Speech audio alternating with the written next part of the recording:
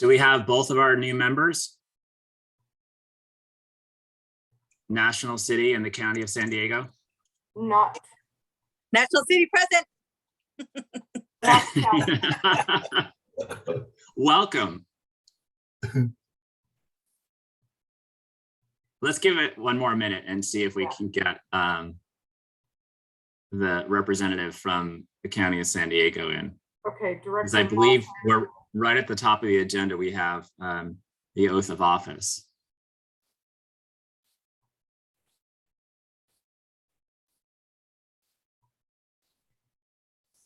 Megan, are you going to give the oath of office? I believe Kimberly was going to give it a go.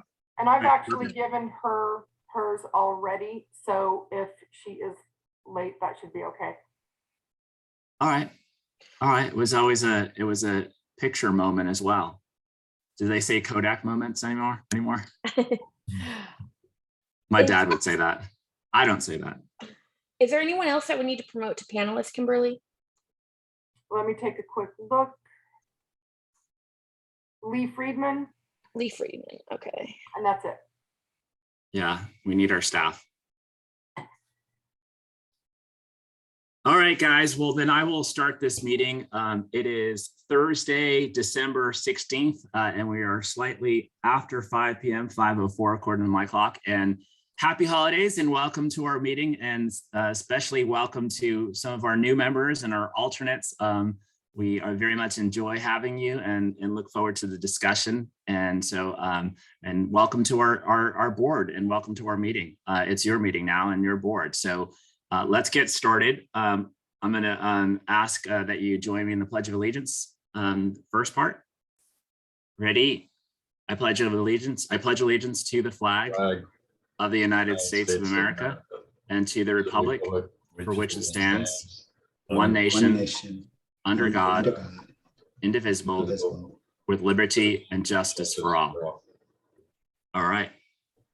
And now we have a very special moment for our new members. We're going to do, they've already been sworn in, I've been told, but we're going to do kind of a ceremonial oath of office. And Kimberly, our board clerk, and Megan are going to swear in our two newest members. Our first member is from the city of National City, and that's Alejandra Sotelo Solis, the mayor of National City. And also with us is Supervisor Tara Lawson-Remer, who is representing the County of San Diego. Our two newest members, welcome to our board, welcome to our organization. And so thank you for being here with us. And we will do, they've already been sworn in, but Kimberly's going to do a ceremonial swearing in so we can take pictures. Oh, awesome. Let's start with Director Lawson-Remer. If you could please stand and raise your right hand.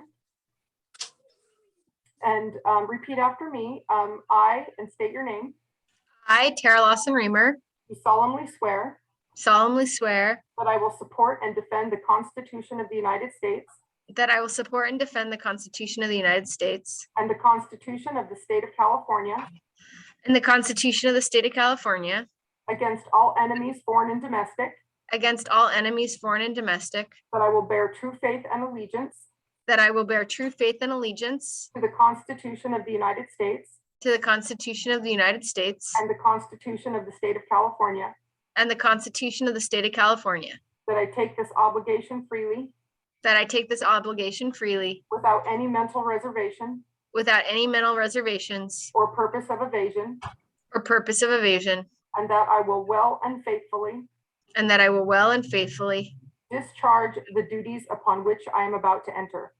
discharge the duties upon which I am about to enter. You are official. Thank you. Okay, Congratulations. Thanks. and Director Sotelo Solis, can you say your name for me so I know how to say it correctly? Alejandra Sotelo Solis. Solis, okay. Sotelo Solis. I hyphenated. I do both. Okay. All right, if you could stand and raise your right hand, please. Okay. Okay, ready. Okay, and then repeat after me. I state your name. 2 seconds.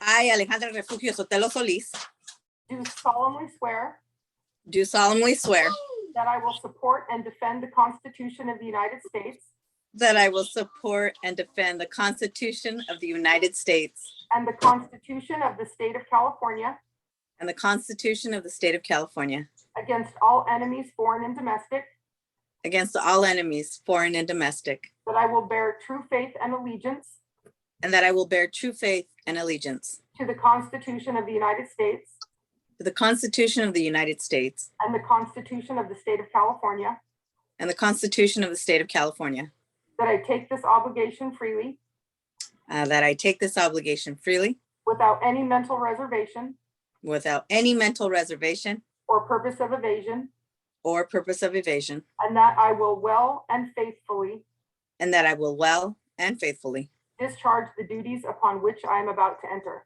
discharge the duties upon which I'm about to enter. Okay, you're official. Yay! Yay! Welcome, welcome. We're very happy. The last time we did this, we were actually in the city of La Mesa, and we all stood around kind of with our hands, our right hands up, and been sworn in. So this is definitely a COVID moment when we all are actually on virtual setting swearing people in. So thank you, and let's move on with our agenda, because we do have a very lengthy agenda tonight. So your first agenda is a very lengthy one and lots of important topics. Let's do a roll call, Kimberly, to make sure we have all the representatives. Okay, National City Representative, Sotelo Solis here. City of San Diego Representative, Here. County of San Diego Representative, Kara Lawson Reamer here. La Mesa Representative, Here. Imperial Beach Representative, Aguirre here. Chula Vista Representative,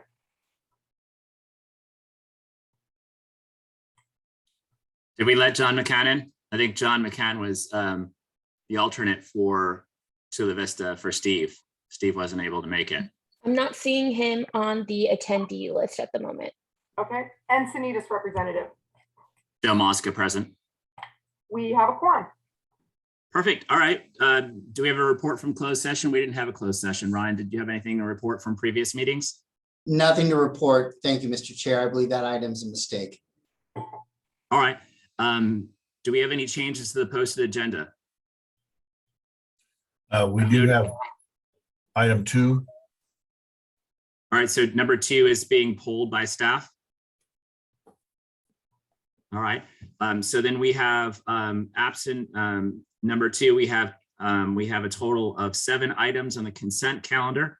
Do we have any questions in the consent calendar? Do we have any public comments, Kimberly or Megan, on the consent calendar? No, we do not. We do not. Yeah. Oh, All right. We do have proposed changes to item 2. But and we do have 2 hands raised at this time, Chair Mosca. All right. So I'm sorry, Kimberly, you said you have proposed changes to item 2. Bill, are you pulling item 2 for a future agenda, or are you No, proposing it's changes? for changes. It's for changes. Same item. Same So- reason. All right, so the items on the consent calendar, but you have changes to that item. Did you want to, Ryan, did you want to take this item separate? Did we want to have that separate voted on so that the staff can talk about what those changes are, or do we want to just state the changes and keep it as part of the consent calendar?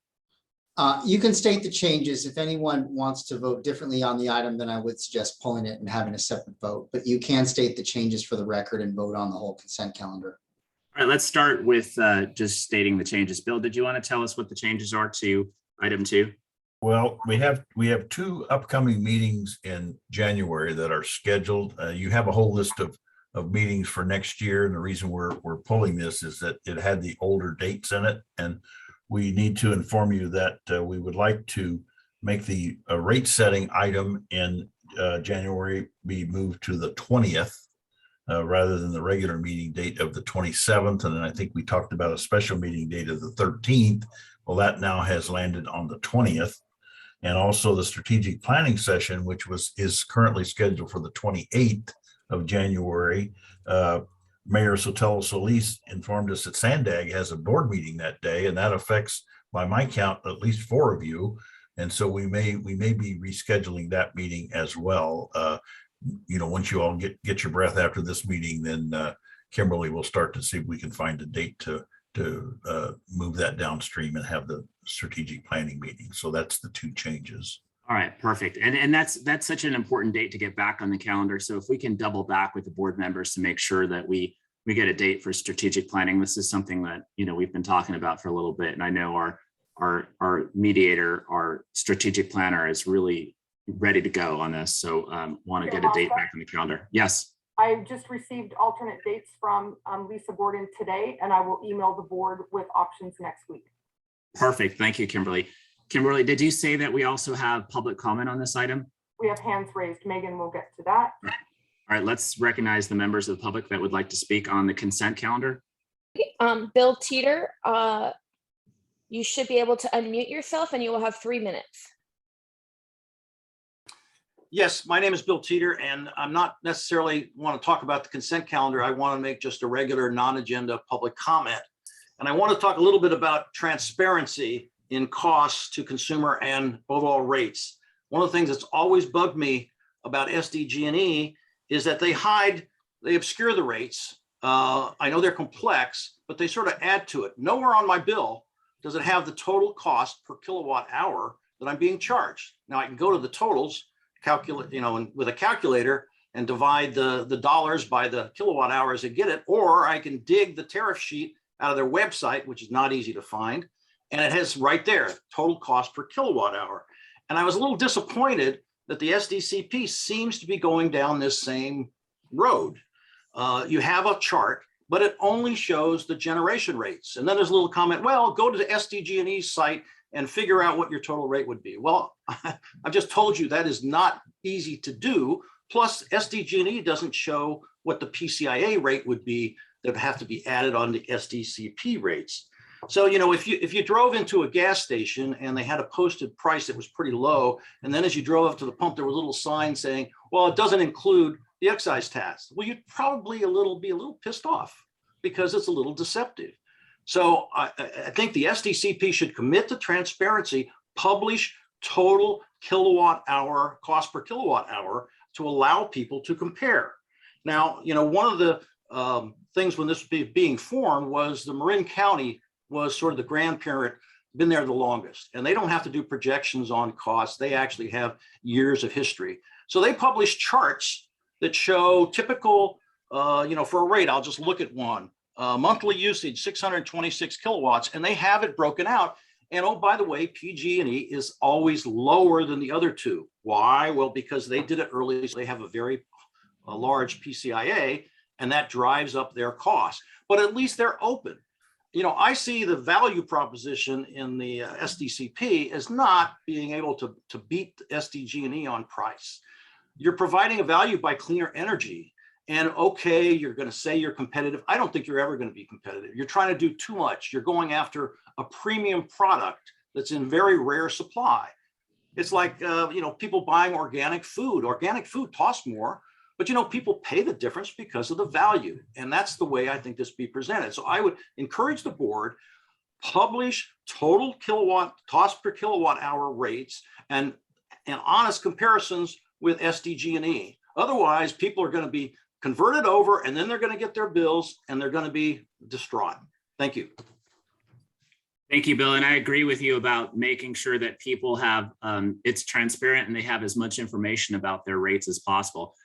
We have an item about rates, last item on our agenda, and I'll bring that up again about how we actually disclose what our rates are going forward, especially as we launch our residential customers. Let me apologize that I did not actually call on those that members of the public that have comments to make on not agendized items. So let's also allow, just like Bill, let's allow people 3 minutes on non-agendized items or the public, the consent calendar that we have. Megan, do we have anybody else? We do. We have 2 more people. Eddie, you should be able to unmute yourself and you'll have 3 minutes. And this can be on non-agendized items or the consent calendar, Eddie. Thank you. This is Eddie Price. I'm the chair of the Community Advisory Committee for San Diego Community Power. I've been reduced to speaking with the regular public. I used to be able to speak momentarily with the rest of the board. I don't understand how that happened. There's some current concerns from the Community Advisory Committee that aren't being really approached or dealt with. And when they are, it's in a very dismissive manner. And I'd like to remind the board that, some of us that are on the Community Advisory Committee have been working towards San Diego Community Power before you guys even knew what San Diego Community Power was. We've been in this fight 3-4 years. And so we kind of know what we want to talk about and how it needs to go.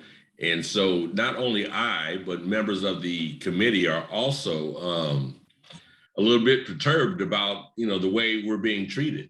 And I'd like to rectify that. I'd like to speak with the chair and anybody else that wants to have this conversation. I'm not really into being a checkbox for conversation. If that's the case, well, then I could move on. I'm not doing this for fame or glory or anything else. I want to make sure that, this actually works in a way that is new and impressive to the rest of the CCAs in this state. I'm quite sure there are other members of the Community Advisory Committee that will speak on different issues as they come up later on. And welcome to the new board members. Hopefully I'll have a chance to meet you. And hopefully we'll have a chance to have a conversation about some of these issues that we're having as a Community Advisory Committee in relationships to San Diego Community Power. Thank you. Oh, and happy holidays. Thank you, Eddie. Our next Thank you, speaker Chair. is Thank you, Chair Price. Always welcome conversation with you, and thank you for your service. Matthew Basalaskis. Matthew, you should be able to unmute yourself, and you'll have 3 minutes. Thank you, Megan. And before I start my comments, good evening. This is Matthew Vasilakis with Climate Action Campaign. But as a community advisory committee member representing San Diego, just want to second Eddie's concerns, discuss that more later during the meeting. But the reason why I want to dial in for non-agenda was to congratulate the county and National City for joining SDCP and welcoming board directors Supervisor Lawson Remer and Mayor Sotelo Solis and their respective alternates Supervisor Vargas and Vice Mayor Bush. As co-director of policy at CAC and as a representative for the city of San Diego on SDCP's Community Advisory Committee, I look forward to working with you both and the rest of the board in 2022 to ensure a successful residential rollout and the development of a robust community power plan to set a path toward a 100% clean electricity future built on local distributed energy resources. I also want to thank Director Council President Pro Tem, Monica Montgomery Stepp, for her leadership these past 2 years. We are sorry to see such a strong community champion for equitable workforce development, open government, transparency, and integrity leave the board, but we're thankful to have had her set the table for this critical program. Thank you, Monica, and we look forward to working with your successor and clean energy and public power champion, Councilmember Joe LaCava, next year. Thank you, and congratulations to the board and SDCP. And that concludes the public comment. All right, so and that's on non-agendized items and the consent calendar. So no other comments from the public on non-agendized items and the consent calendar. All right, we'll bring it back to the board. Any further questions on the consent calendar? If not, I'll entertain a motion on the consent calendar. I'll move the consent calendar, Chair Mosca. All right, we have a motion from Director Montgomery Stepp. I'll second. Aguirre. And a second from Sotelo Solis. Let's vote. Director Sotelo Solis, how do you vote?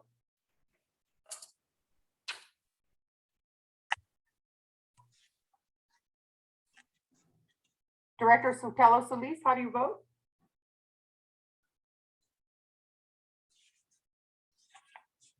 I'll come back. Director Montgomery Stepp, how do you vote? I vote yes, and we can't hear the mayor. I see her lips moving, but we can't hear your sound, Mayor Sotelo Solis. We can't hear you. All right, perfect. Director Lawson Remer, how do you vote? Aye. Director Humora, how do you vote? Aye. Director Aguirre, did I say that right? Aguirre. Aguirre. Aye. Okay, how do you vote? Yes. And Chair Mosca, how do you vote? Yes, and I think it's fair to say that Sotelo Solis should be put down as a yes, since she was the second on the motion. Okay, motion carries with all directors voting yes. Perfect. Let's move to information reports and updates. Again, this is still kind of a work in progress, this agenda. We've kind of refined it to get it to a point where we believe it flows properly, but always open to suggestions on how to better structure the agenda. So we're on to information reports, updates. Item number 9 is update on CEO search ad hoc committee efforts. And Steve Padilla and Bill Baber are members in the ad hoc committee, and Cindy Krebs is the representative from Alliance Consulting. Neither of them are available tonight to give an update. So I think our interim CEO is going to give the notes that Steve or Bill would have given. Yes, thank you. Thank you, Mr. Chairman. They alternate giving the report. It was Steve's turn tonight, so this is officially from Steve. And our recruiter, who many of you have met or certainly know of by now, Cindy Krebs from the Alliance Resource Consulting Group, is on board and is active, having conducted interviews with several stakeholders over the last couple of weeks. Each of the board members, the Community Advisory Committee, the SDCP staff. We picked a representative from the environmental community, and she has yet to do what we'll do shortly, the interview with labor, the IBEW. She has completed the preparation of the recruitment profile, which all of you who I just mentioned will receive copies today. She apologizes that a draft copy went out earlier in her zest to get the information back to you. That was cleaned up, and so that will be used as the information brochure going out into the public, being posted on the websites. We'll put on our website, social media, et cetera. And it really is intended to acquaint potential candidates with SDCP as well as sharing our views on what the ideal candidate would be. And again, the copy went out today. You should have gotten it this afternoon. It really marks the official launch of the active recruitment portion of the selection process, which features both advertising and direct contact as ways of getting candidates interested in our position and wanting them to apply. This part of the process is expected to take about 30 days. And then the ad hoc committee is working with Ms. Krebs to evaluate candidates that will be coming back in, weeding through those, checking backgrounds, et cetera. And we'll provide a progress to the board at the January meeting, including recommendations on an interview process. We know lots of folks want to be involved in the interview process, and Cindy wanted to get to know us, get to know what would be the best form to do that. So she'll be working with the committee to also recommend an interview process in January. So that's the conclusion of that report. Perfect. I think we've heard from the Community Advisory Committee several times that they want to be a part of the process. And when I was on the ad hoc committee, when we did the recruiting the first time, I had recommended and the board had approved having somebody from the Community Advisory Committee sit on the interview panel, one of the interview panels. And so I hope, and I would suggest maybe the ad hoc committee think of things like that, where they have panels of interviewing, and we're able to bring in as many of the stakeholders as possible so that they're able to kind of really, get to know the candidates as early as possible. That's really a good summary of the discussions that have occurred so far and will continue. So, all right. And I did see, I saw the brochure, and I sent back some comments to Cindy Krebs at Alliance, just some thoughts that I had on the brochure, whether it was in draft or final form. I saw it a couple times come across my email, and I did send some thoughts back. And my fellow board members, hopefully you've gotten it. If you've not, please reach out to Bill so that can get to you and you can get some comments on that brochure. And I think maybe as early as tomorrow, it'll be on the website as well. All right. Any questions for Bill on the process? Bill is the staff person for it. Just reminding everybody.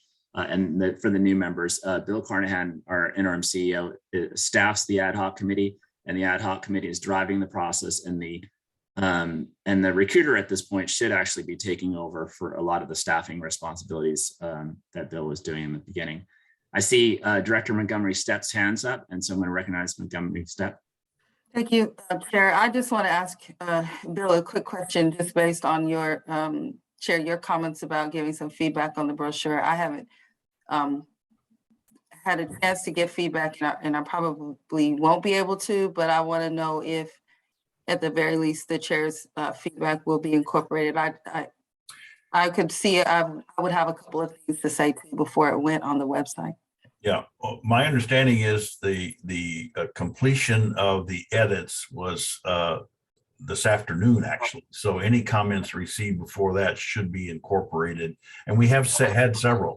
There have been some of the folks who that were interviewed had comments, and I've seen a few of them, and they're all very good. And so it should be current as of today.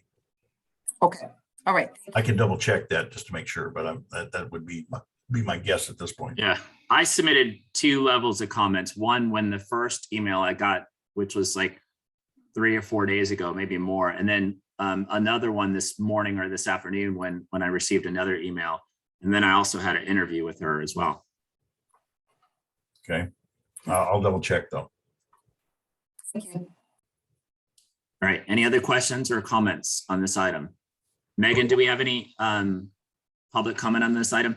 I keep on going back between Megan and Kimberly. Is it the public comment is going to be through Megan? Yes, and All then right, perfect. Kimberly will be taking the votes. All right, awesome. We have a written comment and one hand raised. Did you want to take the audio comment first? Let's take the hand raised first. Okay.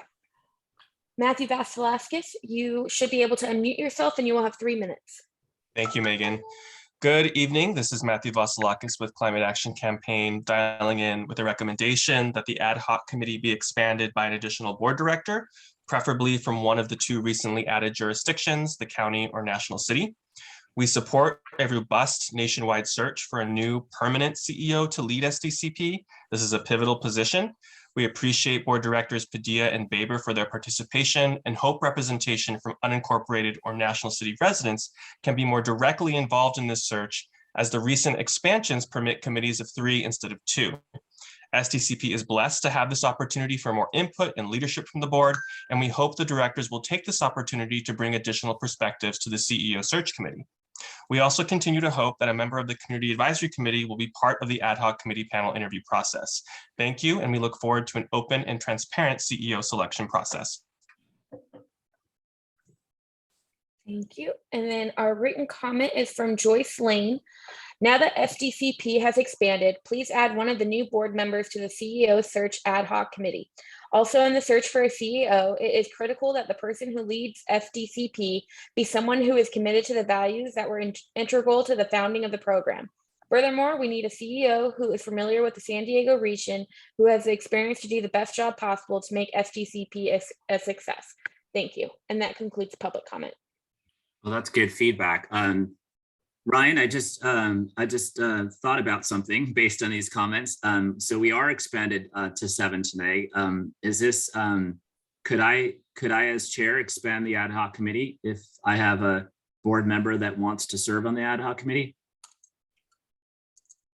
Do I have to agendize this? You could appoint, the bylaws specify that the chair can appoint members to the ad hoc committee. It does not mean you have to do it in a formal meeting, although that's recommended. So you could do so here. Generally, what we do is we have the board form the committee and then the chair appoint the committee members. The bylaws do give you the authority as chair to appoint an additional member, so long it's less than a quorum.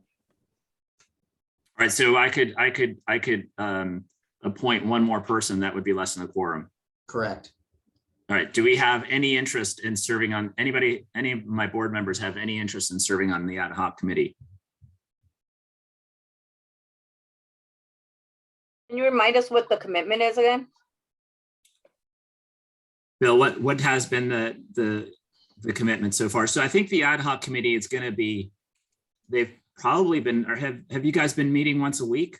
Yeah, we have weekly meetings scheduled, usually an hour on Fridays. And then we, take care of other things that usually don't involve them. That's what the staff can help put things together and make phone calls, things like that.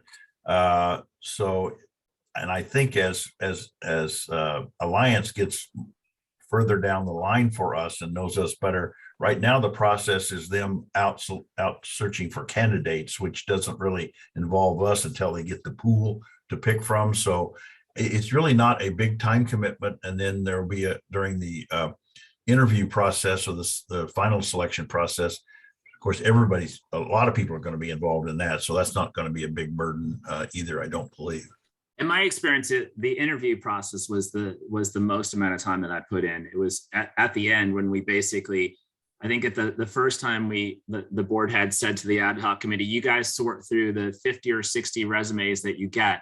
And then what we did was basically tasked the consulting group to kind of bring it down to around 13 or 14 that we looked at. And then the ad hoc committee, decided how we're going to basically put together different panel discussions and interview and essentially interview 7 people.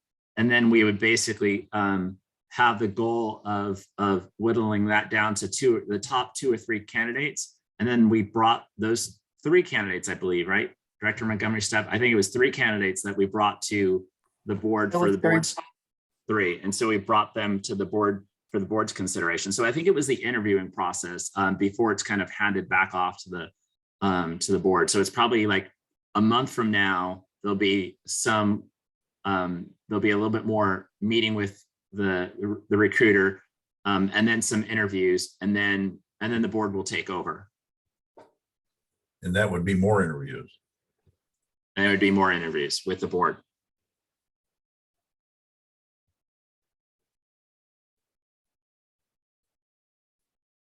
So why don't we do this offline? If I'm open to appointing somebody to this position offline. If anybody has an interest, let me know, and I can appoint one other person to coordinate our general counsel. All right, so let's.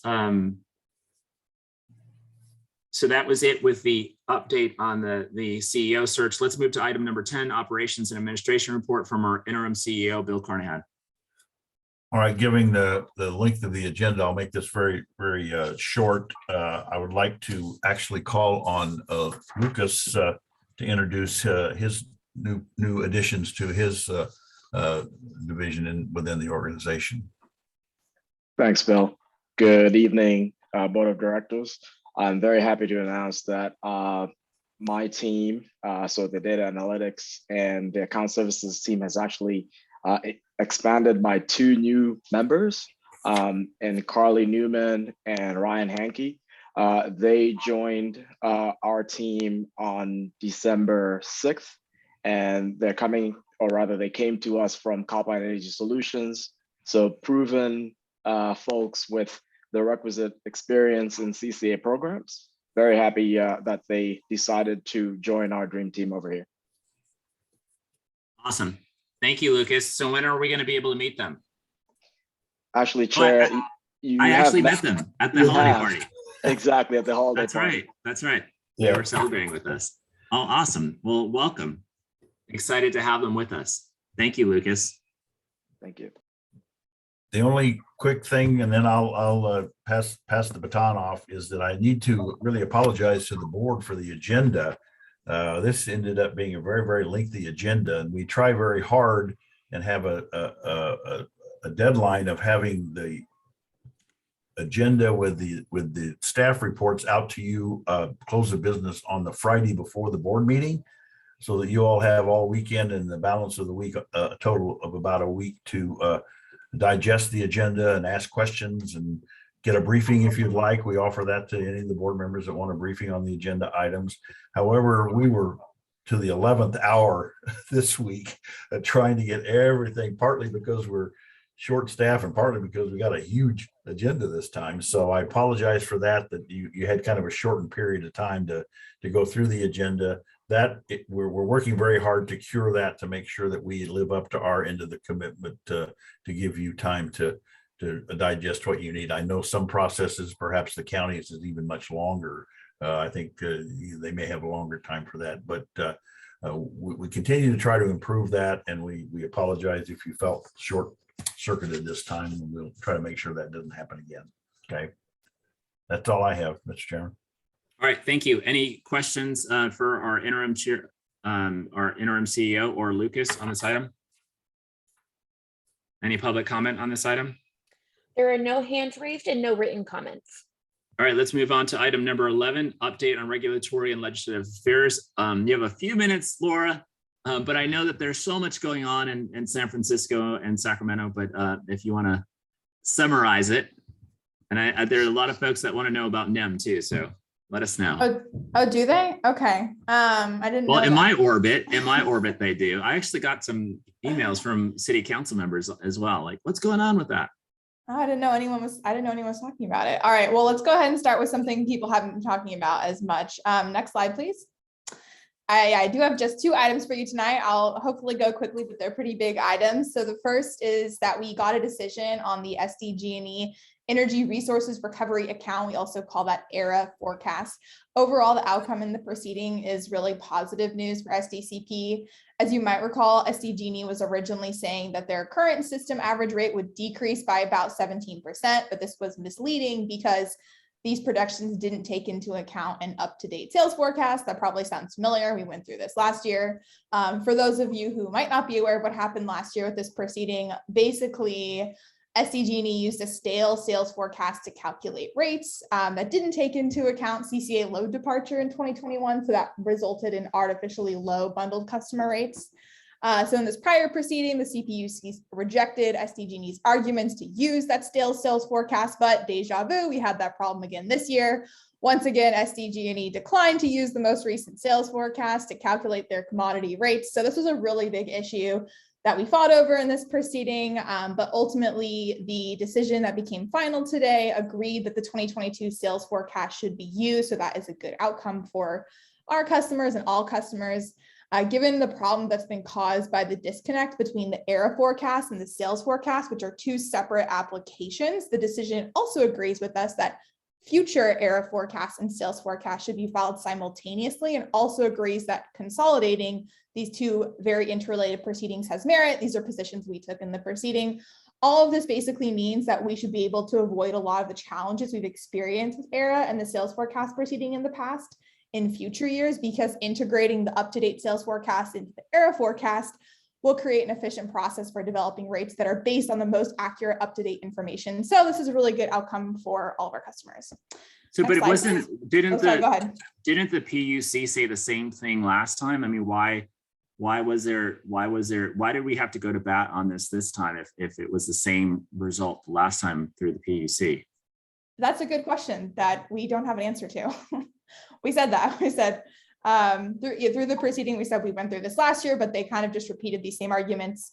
Ultimately, they lost, and it looks like we're not going to have to deal with this in future years. So that's good news. At least we've learned this lesson after having to go through this twice. All right, perfect. Is this the next slide? Let's see. Okay, yeah, we're on the current slide, so just one more slide on ERA. We had a few other wins in this proceeding. One of them was related to a last-minute request by SDG&E regarding their green tariff shared renewable balancing account. We previously urged the commission to reject this proposal because it would have resulted in a cost shift of millions of dollars. And rejecting the proposal will help ensure that only participating customers will bear the cost of the program. Finally, there was what I would call a lot of discovery drama in this proceeding, a lot of arguing over disclosure of certain work papers, and we had actually lost on a lot of these arguments through the course of the proceeding. However, SDG&E revealed very late in the proceeding that they discovered a $100 million error. Oops, the final decision states that because of this error, that it was apparent that the presiding officer was misled by SDG&E's arguments of whether previously adopted work papers were relevant. So pretty much what this means is that SDG in the future will have to include pertinent work papers and testimony, which is another really good outcome for us. So that's all I have to say about ERA. It was voted on today. It's final. Lucas will talk more about rates, but that's kind of the ERA side of it. Any more questions on ERA? Okay, next slide, please. So now this is our very uninteresting, non-contentious item that nobody in our community cares about. Just kidding. As it was expected, the net energy metering decision was released on Monday. I wanted to start out with a few positive items, but I promise I'll get to the juicy stuff. So the PD does adopt a proposal by the Solar Energy Industries Association, that's SEIA, and Vote Solar, that will allow customers to oversize their loads to promote electrification. So this will allow homes and businesses to install solar systems that are big enough to meet 150% of their energy demand. So that could help them fuel electric cars or electric heating systems that they might want to add later. That's not currently allowed under the current rules. The PD also establishes an equity fund that will address the low adoption rate of distributed generation in low income households. There's an annual cap of 150 million, so it would be up to 600 million over 4 years. The details of this will be worked out a little bit later through a workshop process. And the PD also establishes a storage evolution fund that'll encourage homes and businesses that already have solar to add batteries. So utility customers that are currently enrolled in net metering would receive a rebate of $200 per kilowatt hour for installing an energy storage system, but only if they switch to the newly revised incentive program within 4 years. And the rebate will drop as people wait. So there's an incentive to do it sooner. For a typical residential battery system of 13 kilowatt hours, the rebate would be about $2,600. Any questions on this slide? Okay, next slide, please. Now to the juicy stuff. The PD adopts a grid participation charge of $8 per kilowatt. So a typical home with a 6 kilowatt system would pay $48 per month or $576 a year, but low income and tribal homes would be exempt from that. The new tariff would also reduce payments to solar customers when these customers generate more electricity than they need. So instead of being compensated at the retail rate, which is the same that the customers pay for electricity from the grid, the new net metering customers will be paid at a much lower avoided cost rate. And it's kind of hard to figure out what that is because the avoided cost can vary and retail rates vary across utility, but basically it amounts to about 5 cents per kilowatt hour of electricity, which is down from the 20 to 30 cents a kilowatt hour that is offered today. The PD also requires existing NEM customers to transition to the new tariff no later than 15 years after the date of interconnection. So if someone has had solar for 15 years, they would have to move to this new tariff pretty much immediately once it's in place. Low income homes can keep operating under the old program for 20 years after installation. And finally, NEM 2.0 would sunset 4 months after the final decision. So people are calling and saying, when is the new program start? And it would be 4 months after this would be adopted. This would be voted on at the January 27th voting meeting. So 4 months after that would be when NEM 2.0 would go away and the new program would take over. Next slide, please. So what about those folks that are in under NEM 1? When does that sunset? I understand the outer limit is 15 years, but is there NEM 1 is already locked in. So anyone who's signing up for solar today is on NEM 2. So if you're currently on NEM 1, depending on when you interconnected, you would have to go to the new tariff within 15 years. But NEM 1 is closed to new customers today. Right. So NEM 2 will stay open for 120 days after the final decision, which could be voted on as early as January 27th. In any case, you wouldn't be able to be in there for more than 15 years. So if you have a NEM 1 or NEM 2 that's been in there for 15 years, then that would expire. All right. Yes. Mm-hmm. So a lot of people are asking, why is the CPUC doing this? They really rely on the findings of this look back study, which said that the NEM 2 tariff negatively impacts non-participant ratepayers, isn't cost effective, and disproportionately harms low-income customers. So that's a lot of what's discussed in the PD. That's kind of this, like, their factual findings that have led them to these conclusions I just went over. Next slide, please. So this is just a proposed decision. Opening comments on this decision are currently due on January 3rd. That might get extended. We are working with a group of other CCAs on comments. So we do plan to file comments on this proposed decision. In the meantime, there is chatter that there might be possibly an alternate proposed decision coming from a different commissioner. It's pertinent to know that the assigned commissioner is actually leaving the CPUC, I hear, this month. That's Guzman Aceves. She's been tapped by President Biden to lead EPA Region 9. So she wrote this decision as her parting gift to the CPUC and will not be around when it gets voted on. And you may have heard that the CPUC president, Maribel Batcher, is also leaving at the end of this month, as is the executive director, Ed Randolph. So there's a whole lot of turnover at the CPUC that's going on right now. So I'm not sure what that might mean for this decision, but I do think that there's a realistic possibility that we see an alternate or competing proposed decision that might look very different than this one. So stay tuned. I might have a different update for you next month. And that So was lots the of end of my. lots of opportunities to advocate and to push our viewpoint on this. So are we going to be working with Cal CCA, the Community Choice Energy Program Association, to advocate? And then are they coming up with a strategy to kind of influence and do what we need to do? So Cal CCA doesn't get involved in programs proceedings. They really look to CCAs that have a particular interest in these types of areas to lead the effort. And so Cal CCA is not leading this effort, but I am working on it with about 5 other CCAs. All right. So we'll have a future discussion about maybe a little bit more strategy, because it sounds like actually there's some opportunities with some of the movements.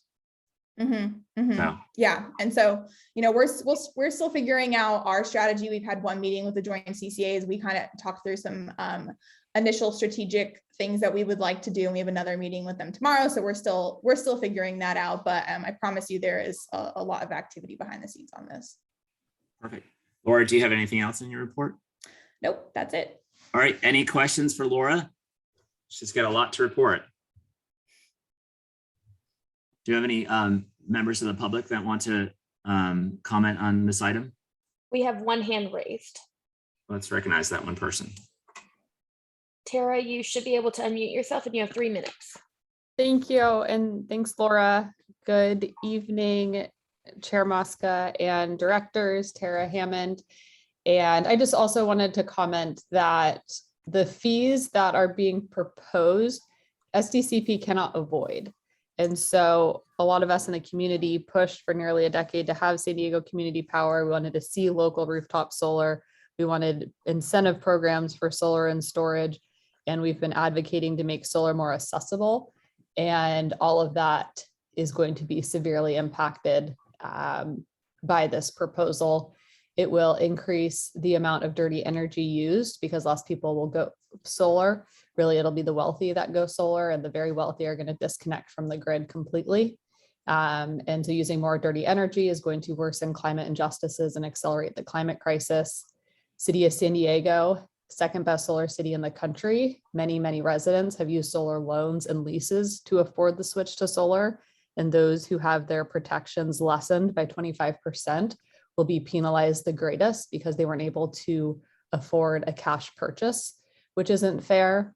It's going to make it harder for the city of San Diego and San Diego Community Power to reach 100% clean energy goals, and all the other cities in the region for that matter.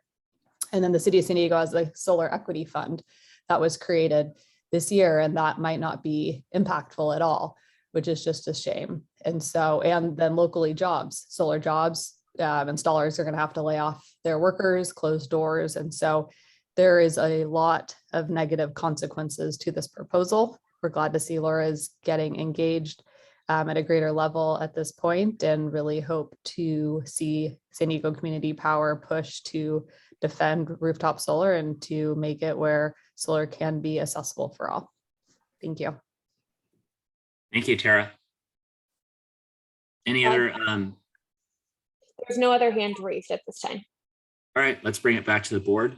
And if there are no other questions or comments on this item, we will receive and file this report.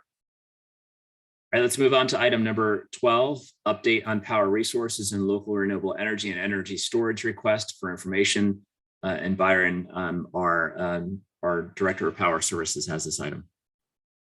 Yep. Hey, good evening, everyone, and welcome new directors. Good to see you all. Good to see our ranks growing here as well. So we recognize it's a long agenda, so we'll try to keep it brief here on the power resources update. And you'll see me again later with another item on PPA for your review as well.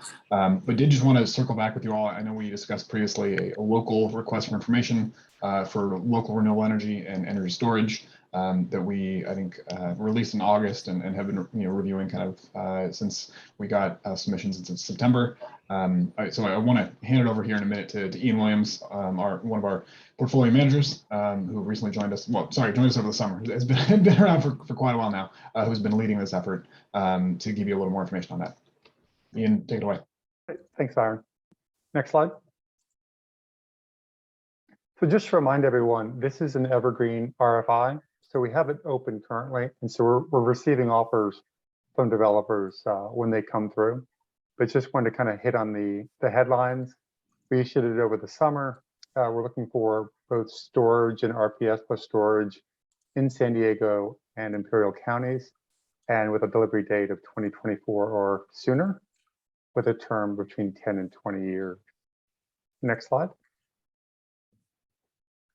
We had a pretty robust response. We had 17 complete proposals with over 300 megawatts of RPS energy, 1,200 megawatts of storage, and several developers reaching out to us saying that they are working on their proposals and they'll get us something over time, but they are interested in submitting. Next slide. So where are we now? We met with the ad hoc committee and we reviewed the offers and walked through our interim evaluation criteria. And we shared that feedback from the ad hoc committee with developers regarding both pricing as well as labor, workforce development, and PLAs. So the developers have received that message. Some are coming back with new pricing and making sure that they can adhere to our PLA and our union labor with projects being built in and around the San Diego community. And so I wanted to share what we've learned so far. We kind of learned that supply chain uncertainty is real and that delays are occurring. So I think that shouldn't be a surprise to anyone who's been following the news. Component materials have been going higher, and there's a lot of uncertainty regarding kind of the regulatory regime. That's what we're trying to figure out. As we look at these projects, we want to make sure that they fit in with whatever the RA regulatory environment will be. So our next steps are going to be, we're going to formalize a new evaluation criteria that we'll share with the ad hoc committee to walk through all of the criteria that we use to determine whether a project is beneficial for the community. And we hope to have that to you by the end of Q1 2022. And then we're going to try to do, hopefully this RFI will inform us on what we need to do for our next larger RFO for renewable energy and energy storage. And we expect to launch that at the end of Q1 2022. Happy to take any questions.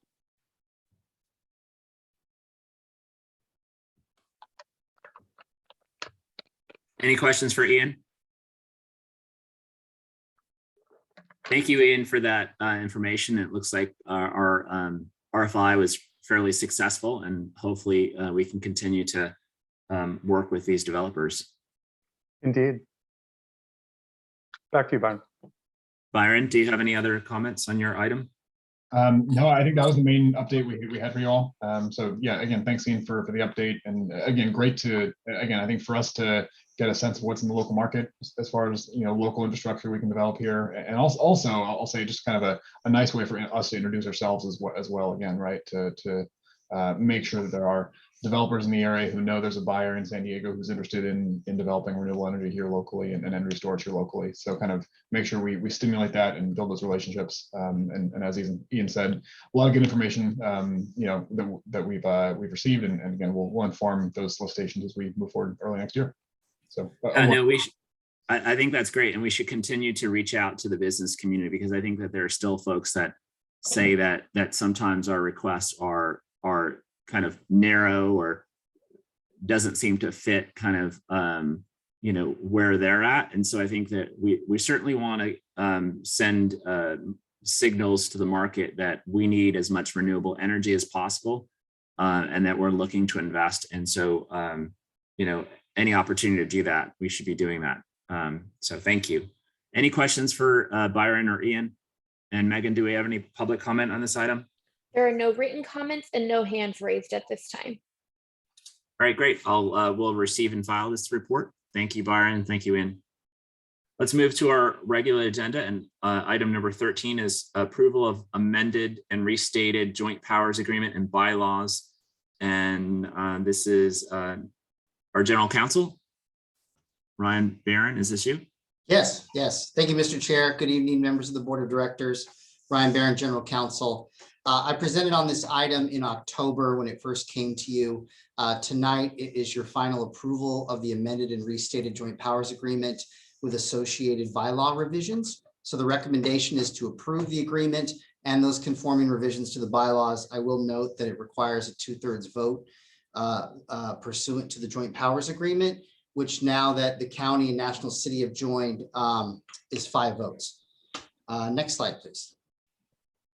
I'll go over a lot of the same material I went over last time just to refresh, and then an overview of the changes. A brief history on the item is that your JPA was formed on October 1st, 2019. A month or so before I joined as general counsel, you adopted a first amendment to the joint powers agreement, changing the name to San Diego Community Power. In June of this year, the ad hoc committee was formed to consider bringing on new members and then making changes to the joint powers agreement associated with bringing on new members. And then on October 28th, the board unanimously approved the JPA revisions that are before you. So as part of the bylaws, the board is required to consider changes to the joint powers agreement or changes to the bylaws at a noticed public meeting. Once it approves those, it then directs the CEO to circulate those revisions for a 30-day period to the member agencies for any comment. And then you can act on them in final form with a 2/3 vote, which is the vote before you tonight. Next slide, please. I just went over those procedures a little bit. This is a summary of those procedures. I would note that the notice went out to the County of San Diego and National City, and our office noticed the city managers as well as the board members. We got one comment back, which I'll go over, from the city of Chula Vista city attorney, which was a good comment. So we are past the 30-day period. Next slide, please. Oh, I'm sorry. Back up one slide. Just the last bullet point. If you desire to make any additional changes beyond what you directed us in October, that would cause this to have a 30-day notice and recirculation back to the members as to that item if you wanted to make any changes. Next slide. I'll go over a summary of the changes.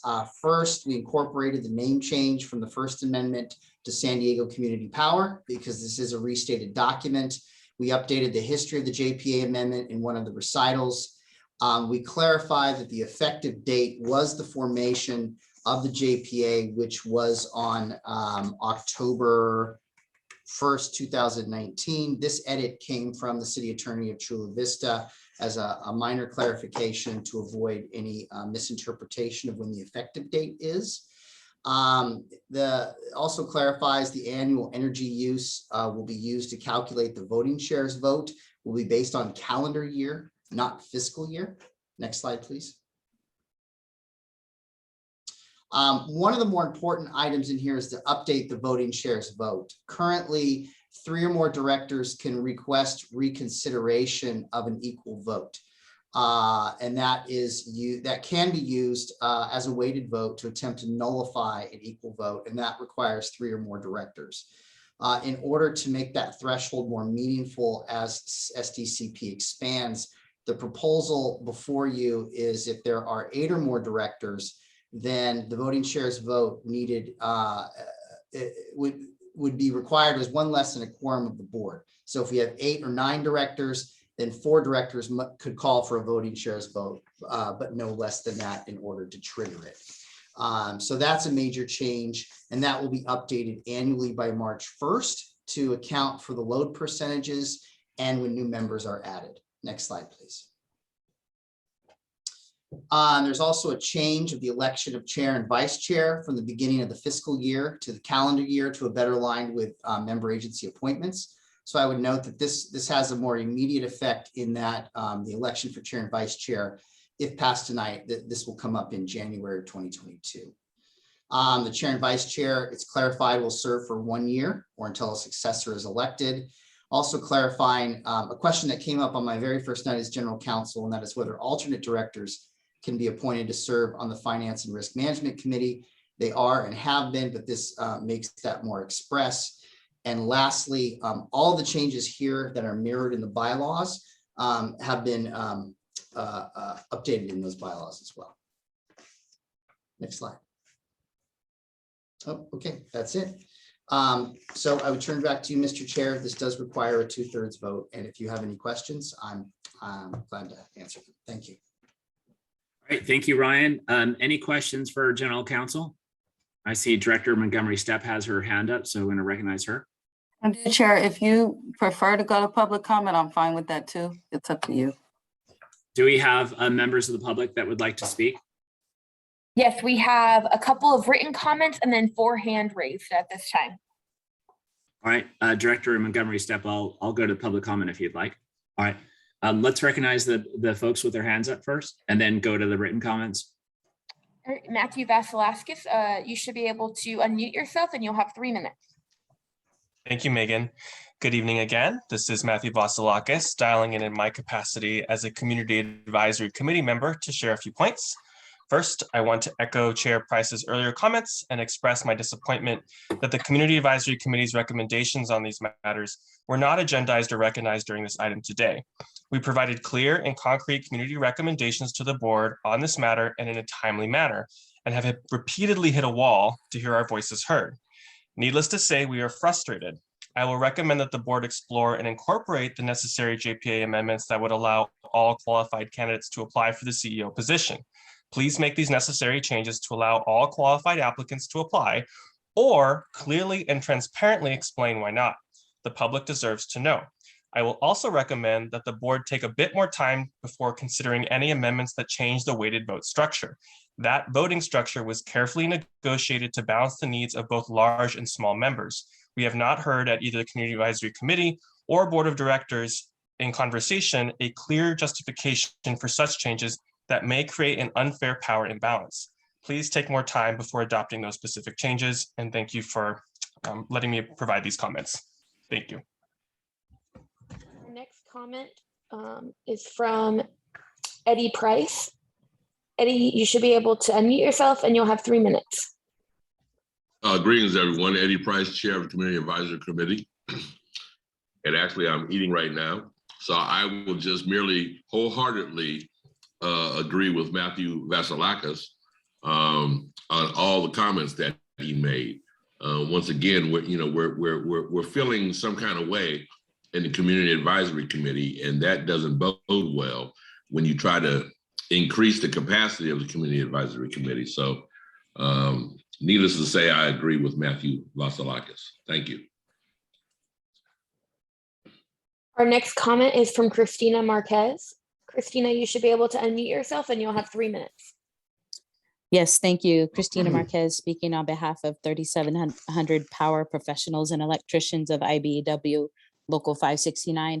First off, I'd like to welcome Mayor Sotelo Solis and Supervisor Lawson Reamer and welcome them. Thank you. So I think what Ian was saying is that there's 30 days since there's 2 new members on the board that we can open up some items on the JPAs. Am I correct on that? Ian? So this is an opportunity for the public to give comments, not for questions. So we're not going to have a back and forth. But Ian was the staff member that's within power procurement. Ryan Barron is our general counsel who just gave the report. So if you wanted to, if your comments are directed at Ryan, we'd be happy to hear those. Sorry about that, Chair. Thank you. Yes, it's directed towards Ryan then.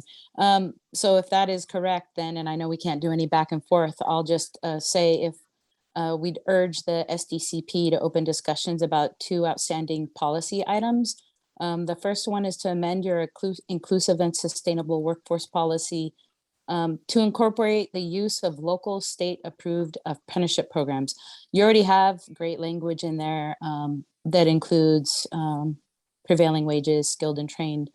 But we really would like to have the other language in there of local state approved apprenticeship programs. The second one is under the to develop the bid evaluation scoring criteria and incorporate this into the SDCP solicitation process. The bid evaluation scoring criteria will send a strong signal to the market about the types of projects SDCP would like to see proposed. For example, criteria can incentivize projects that are local, site responsibly, and create good jobs, middle class jobs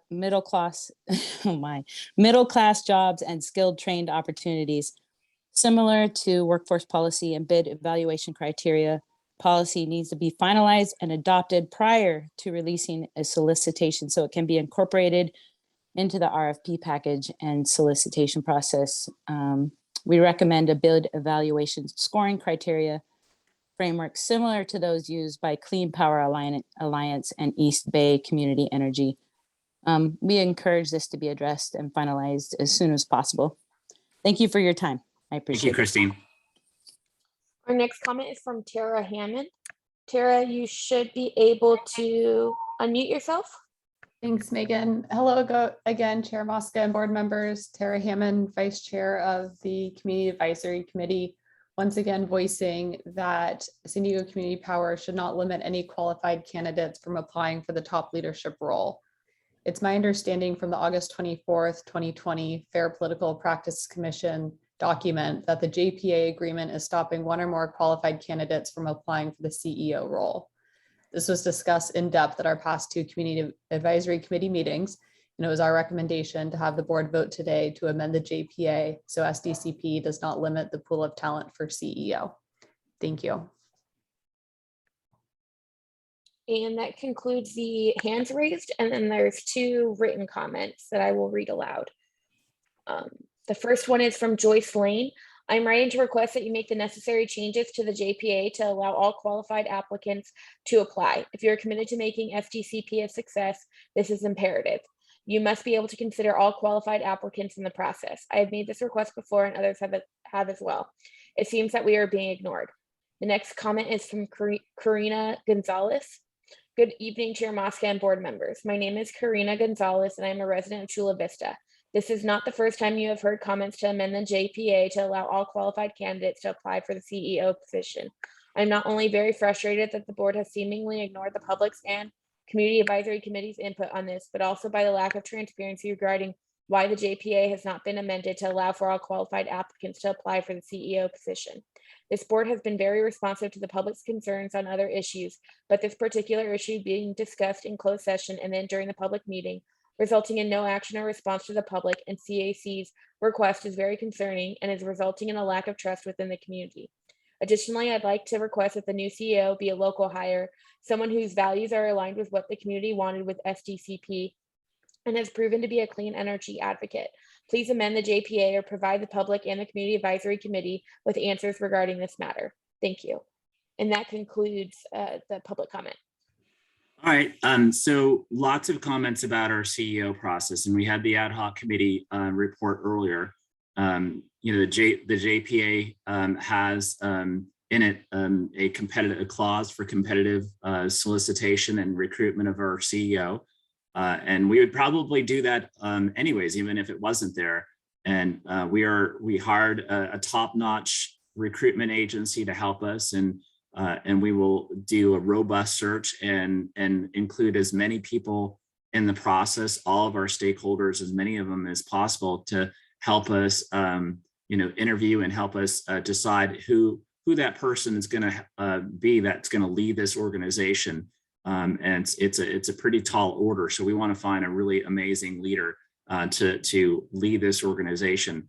And so, Ryan, I don't know if you want to talk about I'm not aware of anything in our JPA agreement. I keep on hearing this, that a top-notch or top candidate, or even not a top candidate, anybody that anybody that wants to apply can apply for the position of CEO. I'm not aware of anything in our JPA that says a top candidate cannot apply for a CEO. Do you want to direct that? Do you want to respond to that question or that comment at all? I think the statement's correct, Mr. Chair. I mean, section 5.5 states that the board shall appoint a chief executive officer who shall be responsible for day-to-day operations. And that shall be through, they shall be a qualified person hired through a transparent competitive process to act in that capacity. And so in that respect, I agree with you. To the extent the public comments are getting at other legal issues that the agency has considered, all I can say is those issues are confidential and subject to attorney-client privilege. We made a statement to that effect at the last board meeting. So respectfully, that is a confidential matter, and it does involve the recruitment of a future CEO. But I think your statement is correct.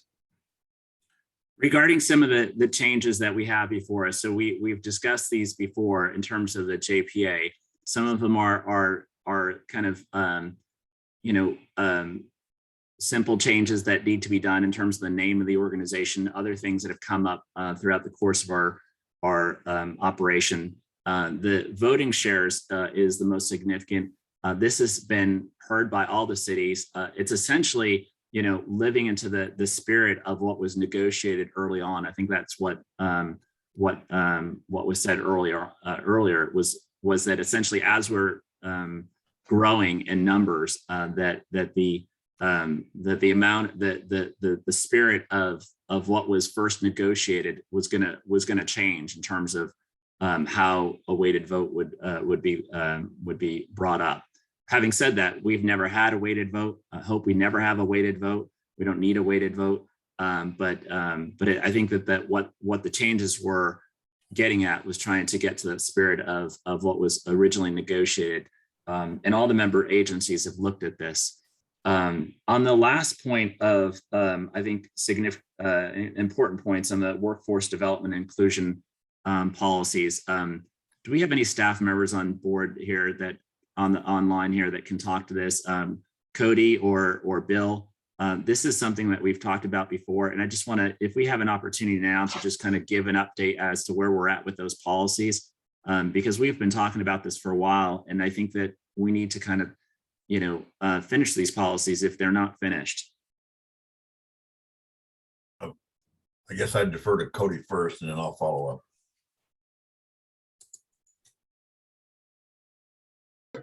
Thanks, Chair. We have an inclusive and sustainable workforce policy already adopted. The board, I think, has amended it maybe once or twice. It's your prerogative if you'd like to revisit that and open that up for another round of edits. Is that the policy you're speaking about? I think that's what the speaker was mentioning in the bid evaluation. Oh, yeah, Christina's comments. Yeah, she also mentioned bid evaluation criteria. Those are something, a criteria that we're working on, and we've would love to bring that back to the board in the near future once we have some draft put together and do some outreach on that. All right, so we think perhaps the first quarter of 2022. I'll speak for the power team and say sure, and hope they don't get mad at me. All right. So if we can, if the first quarter of 2022 is not possible, can we just double back with Christina and other interested parties just to let them know where we're at with that and get their feedback? Yeah, we can do a status report as we go along so that you know what the progress is that's being made, and if it's not fast enough or need to be changed, we can address it contemporaneously and not wait to the end. One other question, I think you mentioned a local state approved apprenticeship program. I don't know if she's referring to having that in the JPA or in a different policy. So maybe that's something we can clarify with her. Yeah, sorry, Byron here too, to speak for the power team, as we were invoked. Yeah, we certainly are, we have the evaluation criteria that we currently use, right? I think the intent here is to kind of make it a little more formal, just with the board review and public comment process. And we considered bringing it tonight, I think, and then as we have a long agenda, decided we'd bring it back to you early next year. But that's certainly our intent. We'll have it before long. All right, perfect. Thank you, Byron. Yep. Ryan, did you want to say anything else about you or Nicholas were in on the discussions about the changes in the voting? Did I summarize that, or were there any other points in terms of why that amendment was undertaken in terms of the voting? No, I think you summarized it well. I think the conversations that went on with the ad hoc committee, and I believe Nick is also there and attended one of those meetings, was to make the threshold more meaningful. So as new members joined, that number would go up. So right now it currently stays at the current threshold, but once you got to 8 or 9 members, it would increase. So I think the intent there was to make it a more meaningful number. But yeah, I think that's so. If we stayed at 7, the changes that we're looking at basically mean that it's essentially status quo. Once we basically expand beyond 7, 8, or 9, then we're basically this kicks in and it allows to kind of get back to the spirit of what we have now. Correct. So currently it's 3 or more directors with 7 members. And then once it increases to 8 or more, it would be 1 less than a quorum. So from 8 to 9 directors, then you'll need 4 directors for a voting shares vote. And then with 10 to 11 directors, and I'll have to calculate it as we go, then you would need 1 up from that. So it'll go up every, I guess, 2 directors. So that way you need 1 less at a quorum and it doesn't just stay at 3. All right, quick, Bill Carnahan, and then I'm going to go back to our board members. Yeah, I think part of the flavor of the discussions on this item among the ad hoc committee was that you have equal voting. That's pretty easy to understand. Doesn't matter how many you have. It's 1 vote, one entity. And then the flip side of that is what I call proportionality. And as you add members, you try to make sure that proportionality to take actions remains the same. And so it needs to grow as the number of members grow. And I think that's the concept I think you all are referring to, that we tried to maintain, or the committee tried to maintain through this crank up of not only these additions, but the possibility of future additions, so that we don't have to come back and do this again. All right, perfect. All right, let's bring it back to the board members, and Director Montgomery Steppe, you are recognized. Thank you, Chair. So there's a lot that has been discussed, but I just want to come back and say it's good we have to open up our JPA and make sure that all of our members now are accounted for. So that's a good thing. So we're starting there. In the October meeting, I did ask some questions about the voting share. And I do want to bring that up again, understanding, Ryan, appreciate the presentation, and also, the way that you laid out the procedure, that this is, we did vote on it last time. This is part of the process to do the circulation. So I certainly understand that.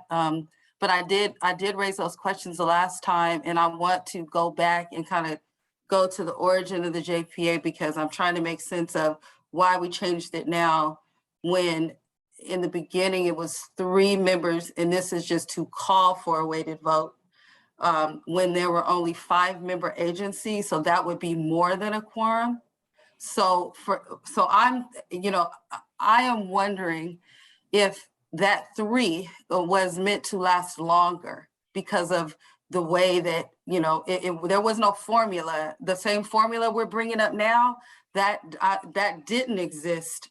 Obviously, I wasn't there, but that didn't exist based on how the numbers work out in the beginning. And then I'm thinking about other boards that I serve on and other agencies, where at MTS, for example, there are how many members? I think there are 12 members or something like that, but regardless, it takes like 3 to call for a weighted vote. And so I feel like increasing that number to match less than a quorum as we go will just defeat the purpose of having a weighted vote, because we're using an equal vote to try to get to a weighted vote. And I have concerns about that, and just based on the fact that we do weighted votes in other agencies because of population, and here because of load. And so it's not just about a member city, but it's the fact that the people or the load and that that population will be impacted. And so I am I'm trying to, and Ryan, you can I guess answer if I pose a question to you, right? You can answer it. But I'm thinking the original 3, my thought process is that was to be used to be determined. I will just go on the record and say that I will not like to make that change. I think that when I'm looking at these other agencies and the way that they are doing it and the reasons why, then I am I'm not at the point. I've had a chance to think about my questions that I had last time, and I'm not at a place where I think that this is good, because I think it might work against the reason for the weighted vote in the first place. Again, in both boards that I serve on, we've never had to use, we haven't had to use it in 3 years. But I still think that there's a weighted vote for a reason. So I'm inclined to want to amend that piece of the JPA.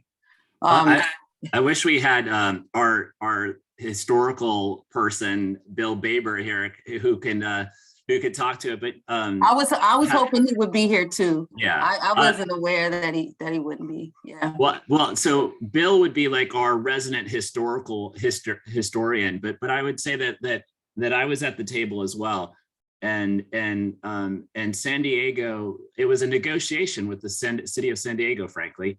And there are cities that former Mayor Kevin Faulconer wanted to bring into the JPA when the city of San Diego wanted to form a joint powers. And there were a lot of smaller cities, including Encinitas and Carlsbad, that were afraid of the weighted vote and said we want 3 members would have to raise that.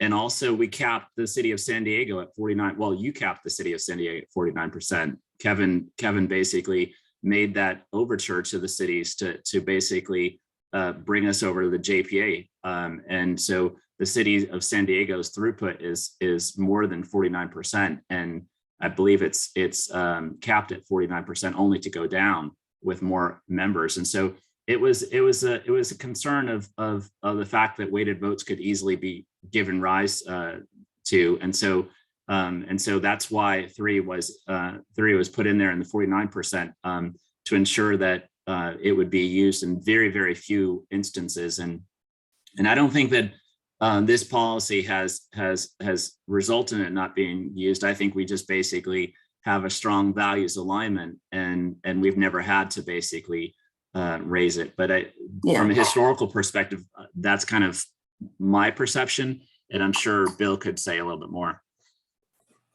So I appreciate that. I will say this, Chair.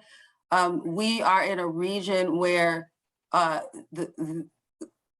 some northern coastal parts of our region have a lot more representation than some other areas. We have, historically, our government agencies have made decisions that do not take into account moderate to low income folks.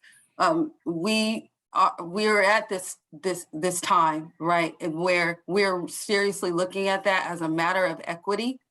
And I have sat on boards and I've grown up here, and I have seen how northern cities and cities that don't have as much of a population really can control the trajectory of other regions and other neighborhoods, other communities, right? And so I just want to express that. I understand what the mayor did, the former mayor did, and why he did it. That makes it not sit well with me even more, because we will be, as the city of San Diego, carrying quite a bit of this load. We already capped at 49%. So I'm just gonna, I want to let the discussion continue before I, either make a motion or try to make an amendment if I'm swayed either way by the discussion. But I do appreciate the historical context, but history hasn't been good to a lot of people. And for me, this is an example of that. So I will leave it there, and I will just, I'll raise my hand again, Chair, and I appreciate you indulging me. Thank you. Absolutely. Director Gary. Thank you so much, Chair Mosca. I want to echo Director Montgomery Sepp's comments regarding equitability. It is certainly a concern for communities that have been historically disenfranchised and frankly forgotten about, such as communities that the one I represent in Imperial Beach that have already been subject to a lot of other types of environmental injustices. And I agree. I mean, I sit on MTS, I sit on SANDAG, and that's pretty standard. It's the 3 agencies out of 15 for MTS, and it's 4 member agencies out of 19 to call for a weighted vote. So I would also like to continue this discussion where we can approach it from a manner that is equitable for all the member cities. Now, that being said, I just wanted to pivot a little bit towards some of the comments that were made by the public regarding the CEO search, and I appreciate Mr. Williams's update on that. I know obviously I'm an alternate, I haven't been quite in the loop, but I can speak from personal experience. I've recently been through 2 different processes for CEO searches, and I'm going to draw a parallel here. But I think it's similar nonetheless. I've been a staffer in both instances, and usually staff aren't quite involved in searches for CEO. And one, we were told we would be engaged in its search, and they asked us for our opinion, and that was it. And honestly, it didn't go the way that a lot of the staff wanted to. The other one, we were told you're going to be meaningfully engaged, and we were. We were not only part of the search process, but we were part of the interviews and part of the actual decision making. So I just wanted to ask Mr. Williams if that's the approach. If you could just elaborate a little bit more, hopefully to qualm some of the concerns that we heard from tonight from the public regarding that. What to a granular level, like what level of engagement will the stakeholders have? So Mr. Williams, Ian Williams is our energy procurement person.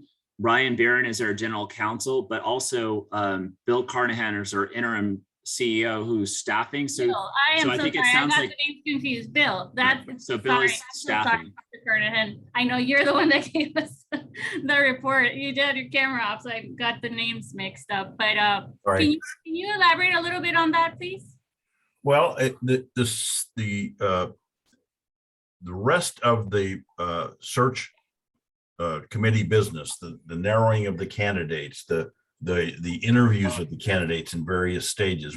I think I'm speaking for the committee now, and I'm basically just the staffer to the committee, but I believe that they recognize and have stated it publicly that they know there are lots of folks who want to be involved.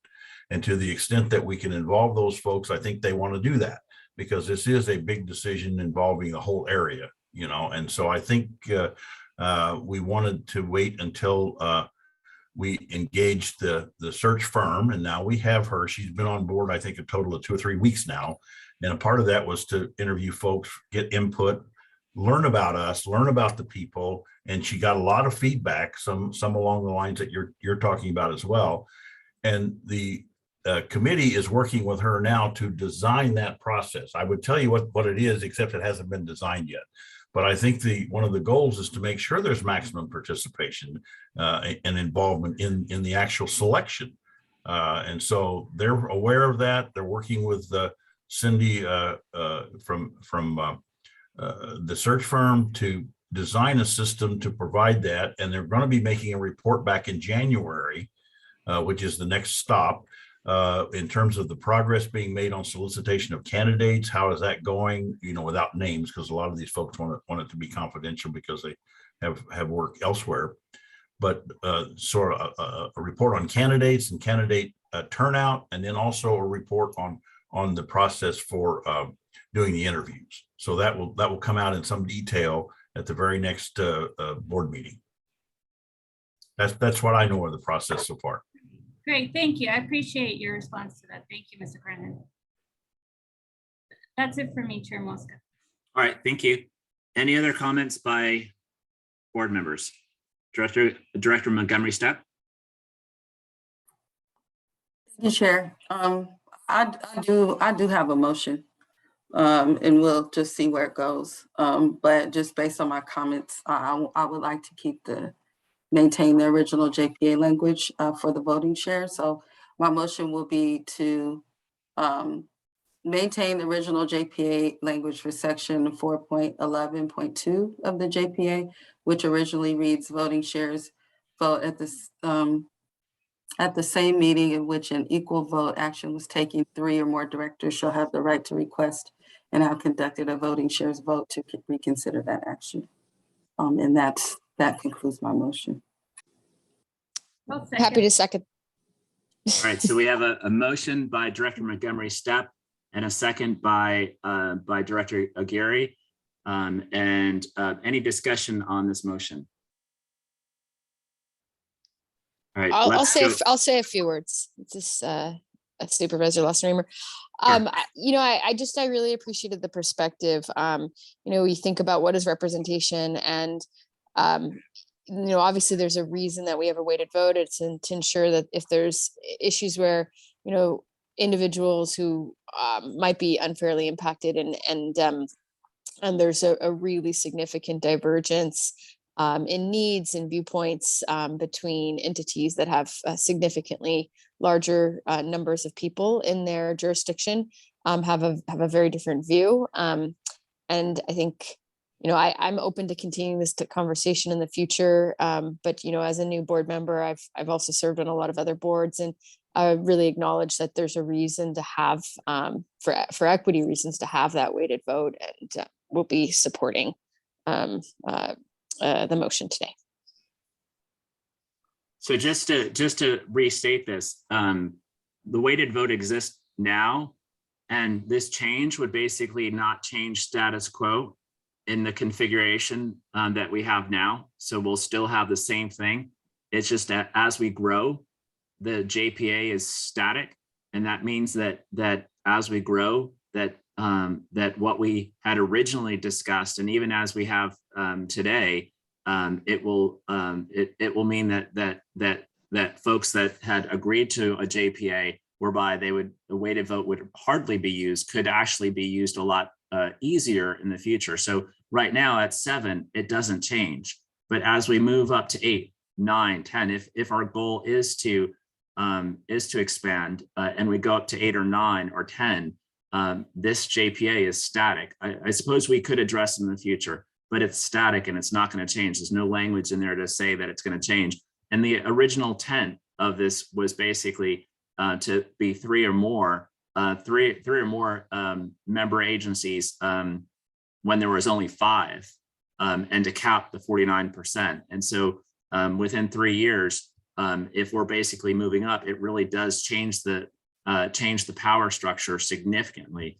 And I think that's unfortunate. And I think it's something that we should, if you're saying that we don't want to look at it now, I think we should look at it in the future, because it doesn't change right now. But as we expand past 7, if we do expand past 7, it will change.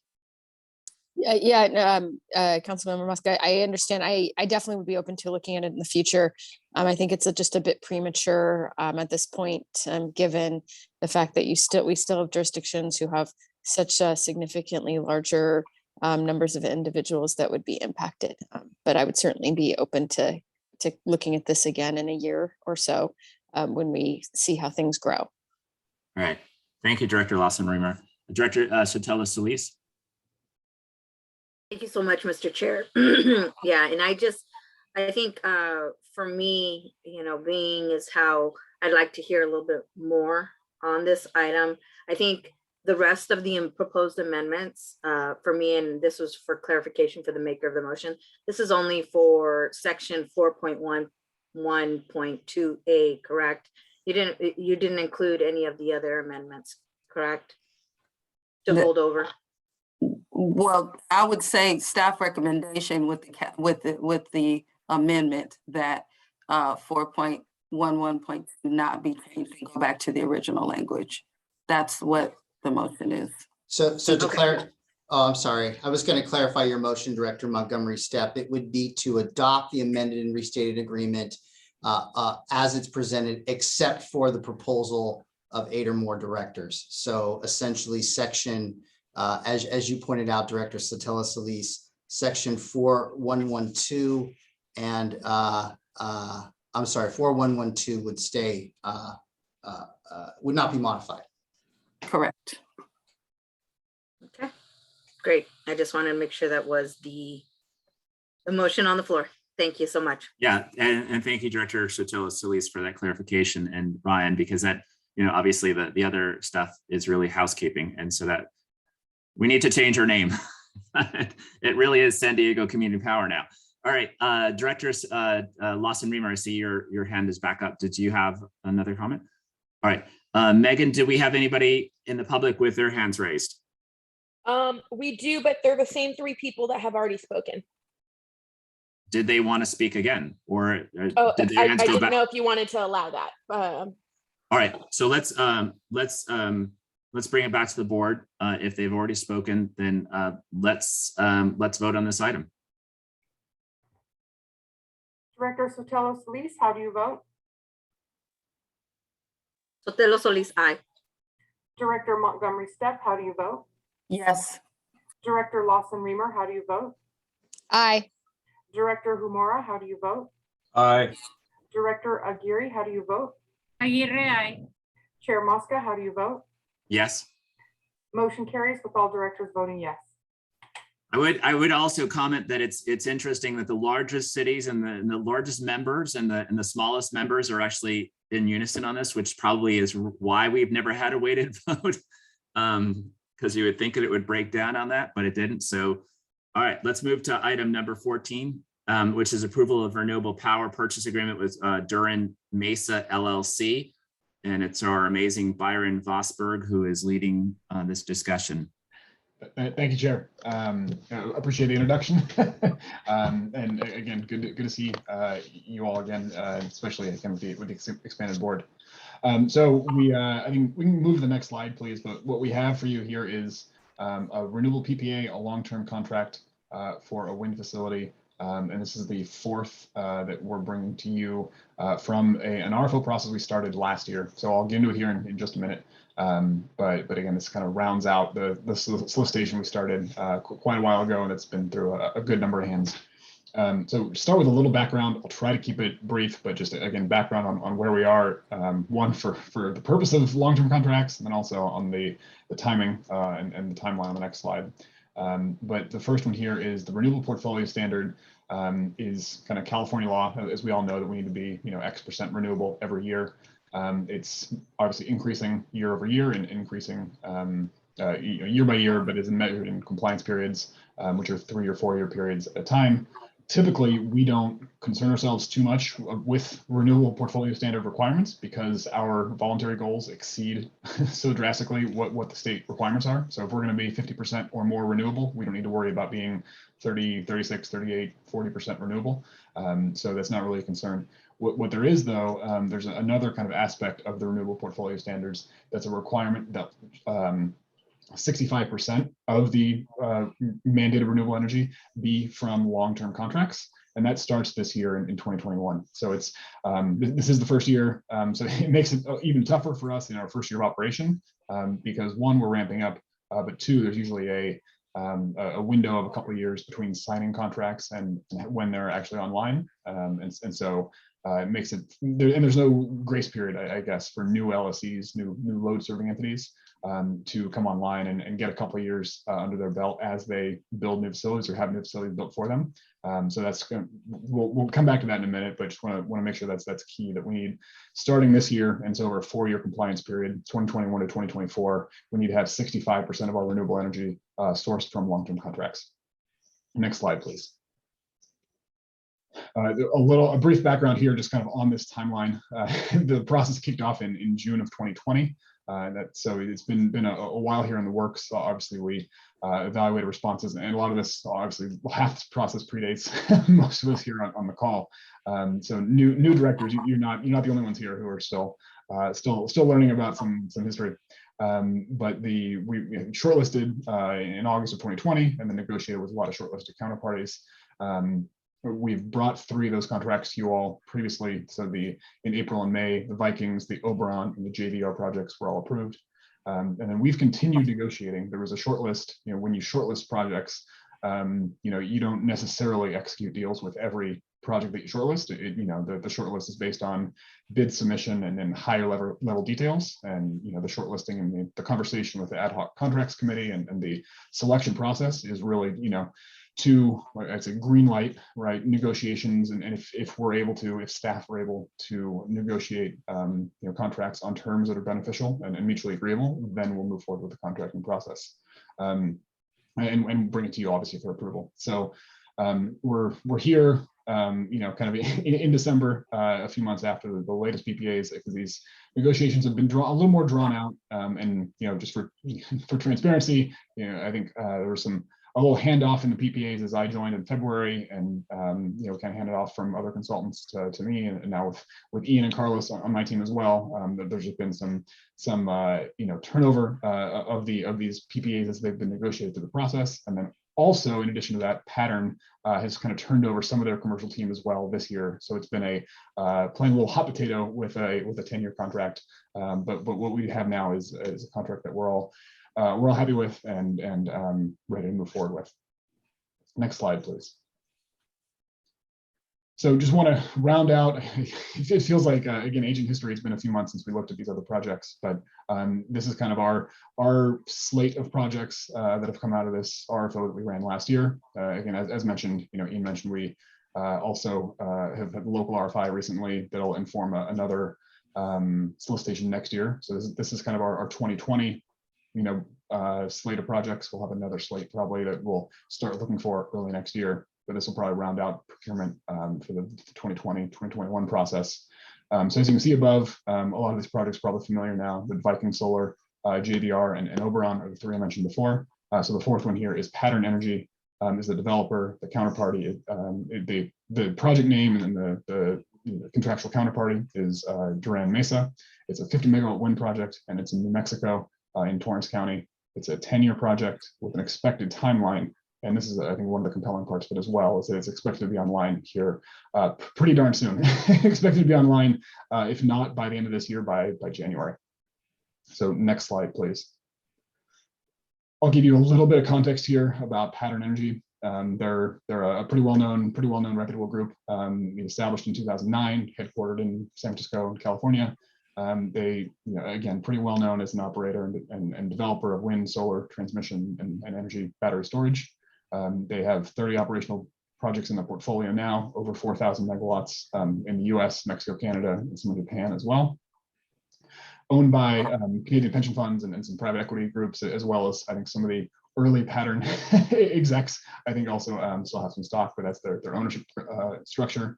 The other thing as well that we like about them, and that kind of suits us well as good partners, is that they have developed projects previously and contracted with CCAs. So East Bay Community Energy, San Jose Community Energy, and a couple other CCAs, I think, that aren't public yet, but are negotiating with Pattern as well for wind from these facilities, or either from Duran Mesa itself or the nearby kind of Western Spirit projects as well. So again, they understand the CCA business model. They're kind of simpatico with us, so to speak, but they also can finance and have financing partners that are comfortable with CCA credit as well.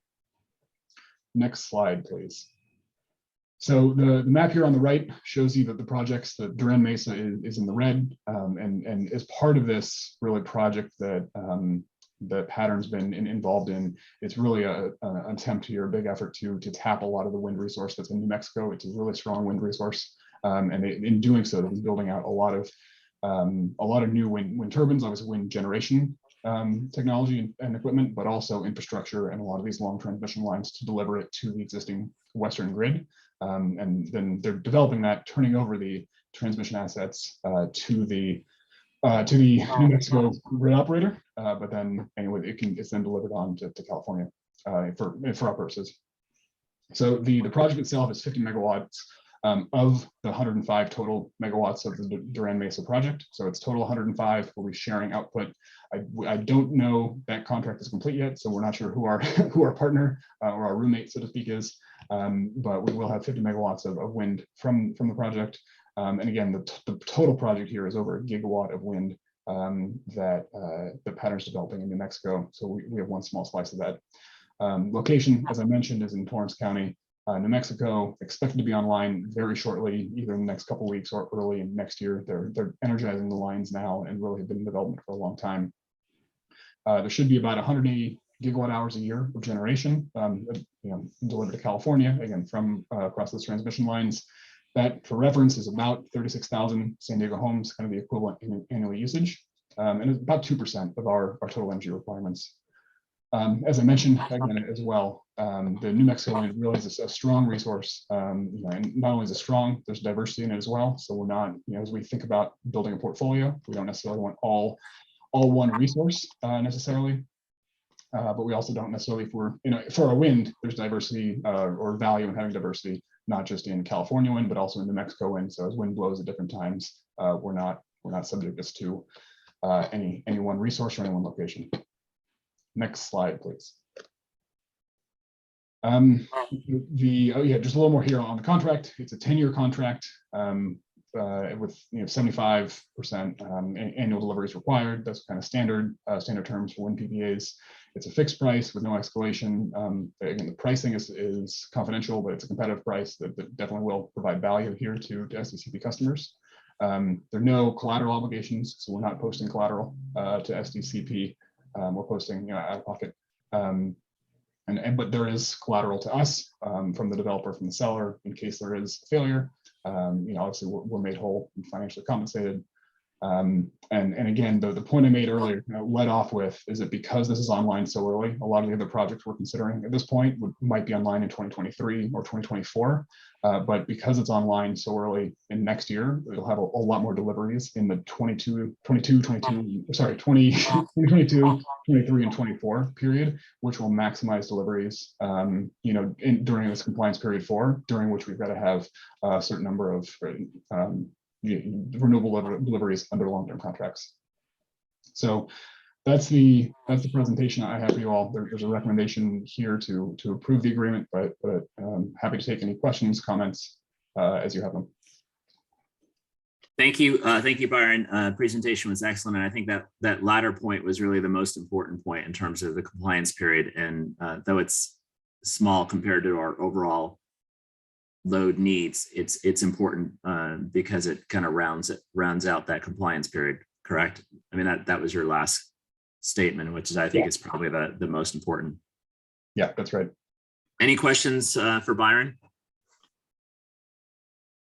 Any public comments on this item? I see one hand up, Megan. Yes, we have one person who would like to speak. Christina Marquez, you should be able to unmute yourself and you'll have 3 minutes. Thank you. Appreciate it. Thank you, Byron, for the presentation. Again, Christina Marquez speaking on behalf of 3,700 power professionals and electricians of IBEW Local 569.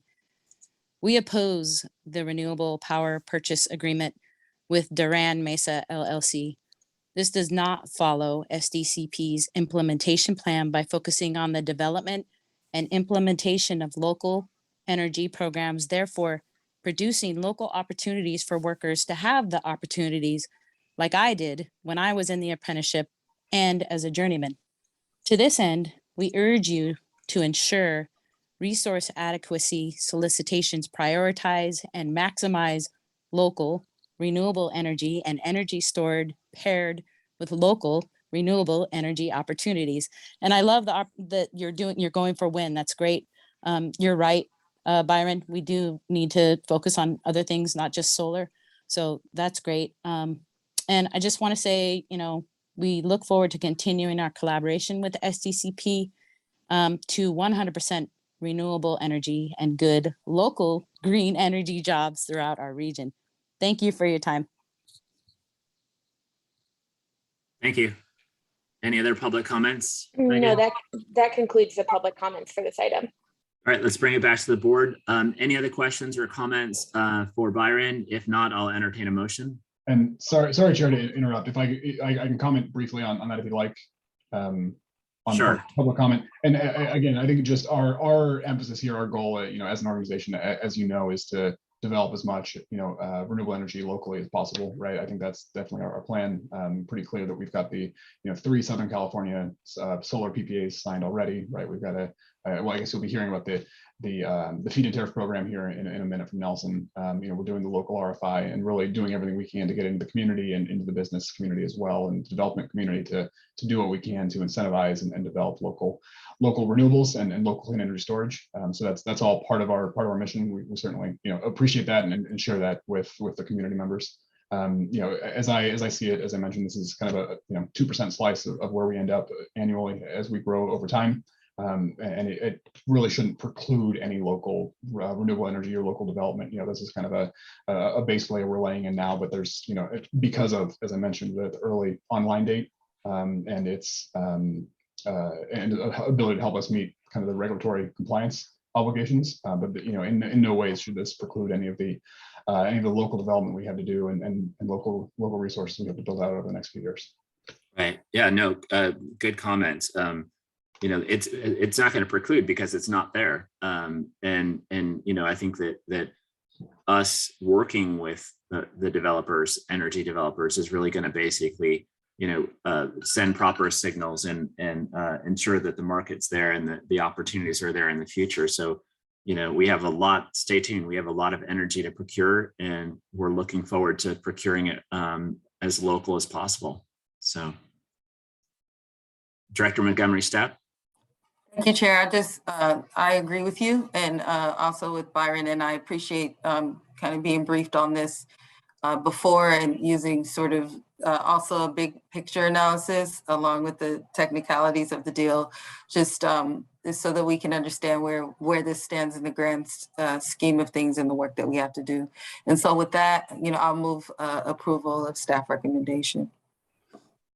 All right, we have a motion on the table by Director Montgomery Steppe. And a second by Director Humora, a second by the great city of La Mesa. All right, let's vote. Okay, I like your picture, Director Humora. That's pretty cool. Director Sotelo Solis, how do you vote? I think we can't hear her again. Yes. Okay, Director Montgomery Steppe, how do you vote? Director Lawson Remer, how do you vote? Aye. Director, Yes. Director Humora, how do you vote? Aye. Director Aguirre, how do you vote? Aguirre, aye. Chair Mosca, how do you vote? Yes. Motion carries with all directors voting yes. All right, let's move to item number 15, approval of updates to the feed-in tariff schedule and delegate authority to interim chief executive officer or their designee to execute and amend the FIT power purchase agreements. And I think Nelson Lomelli is going to take this. Very long title, so thank you for reading that out. And you will have to excuse me, I may go on mute at certain times to cough. I'm getting over a cold. I promise it's a cold. I got tested. So I wanted to start by giving you all a brief history, especially since we have new directors on board. So in January of this year, the board adopted the original feed-in tariff schedule, application, and an update to the inclusive and sustainable workforce policy. And the update to the inclusive and sustainable workforce policy states that for the feed-in tariff, it's required that contractors or subcontractors that are performing any work on a feed-in tariff project pay at least the prevailing rates of wage. And it encourages construction contractors and subcontractors for our feed-in tariff to utilize local businesses, local apprenticeship programs, fair compensation practices, etc. So the board voted on this, as I said, in January. It was discussed in various committees before. This, again, is before my time as well. But that's just a brief history of it. Staff has not yet opened up applications and not officially launched this program, but we are coming back with some updates and are aiming to, if approved, open this program up by February. So next slide. So the current program as approved has a total program capacity limit of 3 megawatts. It has a base price of $80 per megawatt hour, flat rate. It includes 3 bonus incentives that are applicable for the first 5 years. And this is on top of the base rate, the base price. One for local businesses, one for projects that are sited on previously developed sites, and one for projects that are sited within a community of concern. It is possible for one project to qualify for all 3 of those bonus incentives, so they would be additive to the base price. The system for any given project has a limit of up to 1 megawatt. We don't have a minimum that a project can come in for to apply, but we do have a maximum, and that is 1 megawatt. It has to be an eligible resource that's defined by the California Energy Commission. Essentially, it has to be Renewable Portfolio Standard eligible, or RPS. And the PPA, as currently approved, is for 20 years and has to be interconnected to the distribution system with SDG&E. Next slide. Can I ask you, Nelson, so isn't that a really, is that a stumbling block or a constraint right there? It has to be, how does it get interconnected? How do you get in the queue to do that? And do we support that?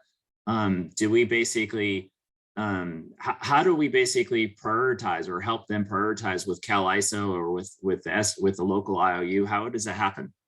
Yeah, I can let Byron speak more to this as well, but from my understanding, of these projects have to interconnect under what's called a, I know the acronym is WDAT, so they cannot interconnect under CAISO because these are not CAISO metered projects. So because these are smaller resources, and they can, the WDAT process is through SDG&E since they control the distribution system.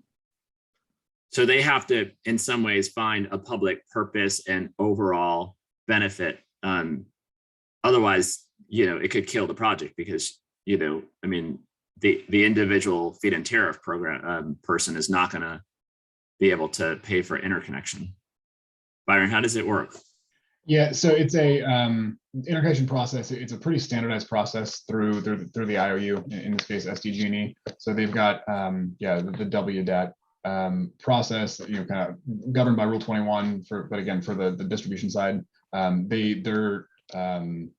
to be honest, it's a pretty standard process. I don't know that SDG necessarily can be tipping the scales, so to speak, right? They're supposed to, it's kind of supposed to be open access and indifferent in their application, their interconnection. So it's and especially for smaller projects, kind of the size that we're looking at here, I think there's usually a fast track process. They can kind of qualify, have a quick study done, make sure that there's no major glaring errors, and then kind of proceed through the process. It can, depending on the location and the the local interconnection facilities, there could be concerns, I guess, but usually it's a pretty straightforward process. All right, I didn't mean to say that they're kind of putting their hands on the scales or anything like that. I guess I've heard of projects that have had the need for interconnections, and as Nelson said, maybe those may have been CalISO or something else, but I want to bookmark it to make sure that this isn't a stumbling block or a constraint to moving on. So maybe we can kind of just look at it in the future to make sure that these feed-in tariff programs are successful. Yep. And they're not successful because of something like this. That's certainly our goal, Chair. And there's even, there's a clause in the contract that, for at least for a certain amount of time, should they be unsuccessful due, solely to interconnection delays, that will, kind of allow extension if they can kind of demonstrate they've made effort and would be online, but for their interconnection delays. Right. Sorry about that, Nelson. Thank you, Byron. No worries. So I wanted to just provide a quick overview of the goal of why we're proposing these changes. So we want to really incentivize the delivery of energy, of renewable energy, during hours when there's the system carbon emissions and market prices are the highest. And I think Byron has talked about this in the past before. Our goal is to replace generation from peaking gas plants to reduce emissions.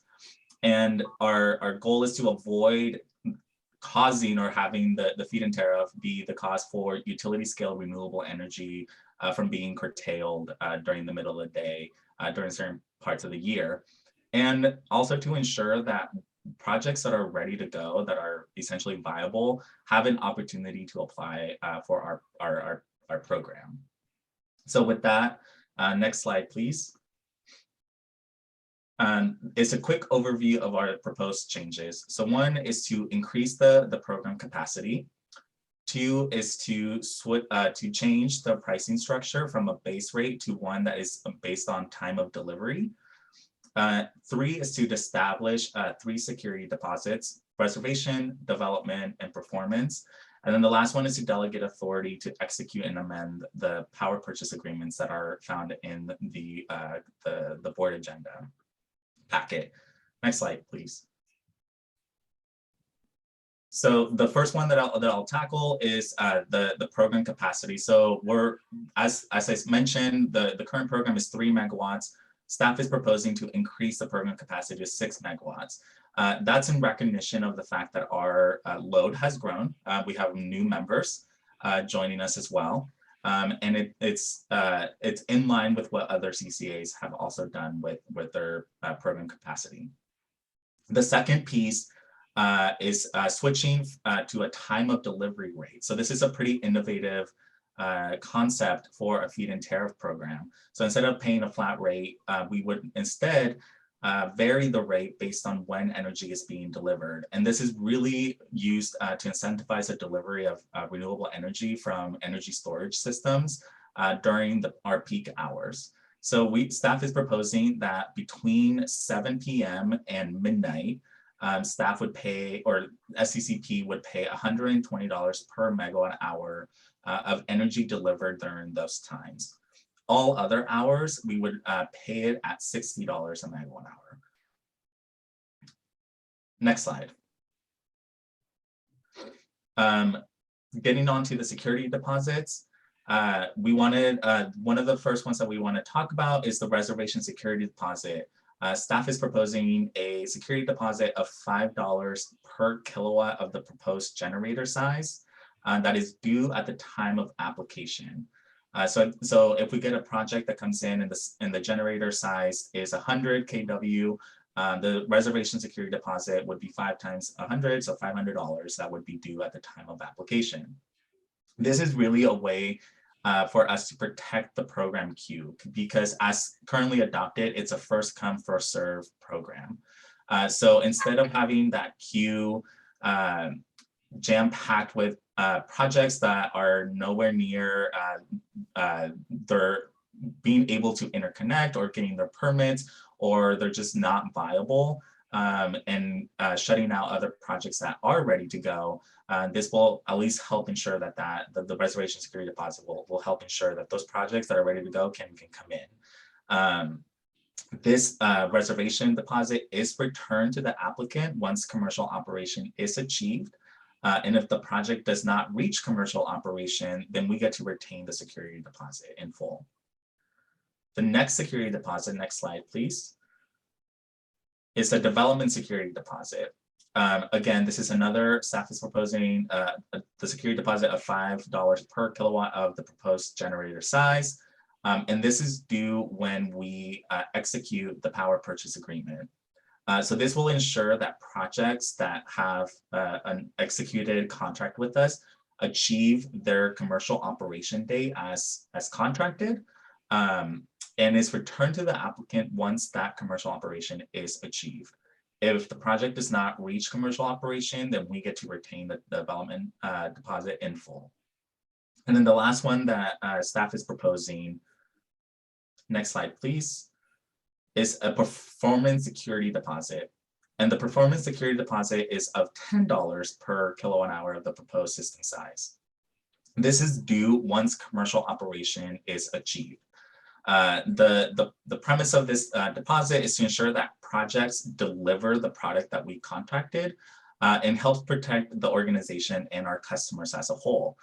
So this will help ensure that we don't get a situation where we have a developer that goes through this process and then abandons the project for whatever reason, because in that case, we would then get to keep the security deposit in full. That deposit is returned back to the applicant, to the project, once the term of the PPA is agreed upon, or is complete, I should say. And next slide, please. And then the last part is the delegation of authority to the interim CEO or their designee to execute and amend the PPA. So the PPA is standard across all projects. We are having the option of the projects, the PPA term being 10, 15, or 20 years. Because these are standard projects in terms of like the pricing is standard across all of them. The collateral requirements are the same across all projects. The indemnity is the same across insurance requirements, etc. And the terms of the power purchase agreement are non-negotiable and are going to be publicly available for everyone to see. We are going to be creating a web page where we are going to be hosting all the documents. Because all of this is pretty standard PPA and it is included in your agenda packet, we are asking the board to delegate the authority to execute these contracts to the CEO. And the reason you see the amend piece in there as well is in recognition of the fact that the supply chain issues are real. Permitting issues are also very real. In our prior experience, both Byron and I have seen that a lot of the feed-in tariff projects take a while sometimes to go through the permitting process through the jurisdiction that they are going to be sited in. And sometimes the interconnection can take a little longer than they think. And so in recognition of the fact that those things might come to be with some of these projects, we want to have give the authority to the CEO to amend those to extend the commercial operation date as needed and as available. Before execution or amendment of any of these contracts, legal counsel will have to review and sign off on these contracts and amendments before they're in effect. And next slide. Excuse me 1 minute while I cough. So we did take this to the Community Advisory Committee that unanimously voted to recommend to the board approval of the updates and the delegation of authority. During the meeting, the committee did raise questions regarding the appropriateness of raising the cap from 3 megawatts to 6 megawatts. Staff still believes that due to our size as the second largest CCA in the state of California, the increased load from our new member agencies, it makes sense to increase the cap. Additionally, the length of time between when a project comes in as an application and when we are actually going to be paying out for the contract is going to be a number of years. So we will have several fiscal years under our belt and our financial situation will be more stable. We did do an analysis to determine what the base price would be or the average price of it. And it is the same as it was within when the board first adopted the program. So there wouldn't be a huge financial impact for changing the size. And if we go to the next slide, it is that's my report, and I'll turn it back to you, Chair. Thank you, Nelson. Any questions or comments for Nelson? I don't see any board members raising their hand. I want to say that I think these are the right changes and we're going in the right direction because I think that we want feed-in tariff programs.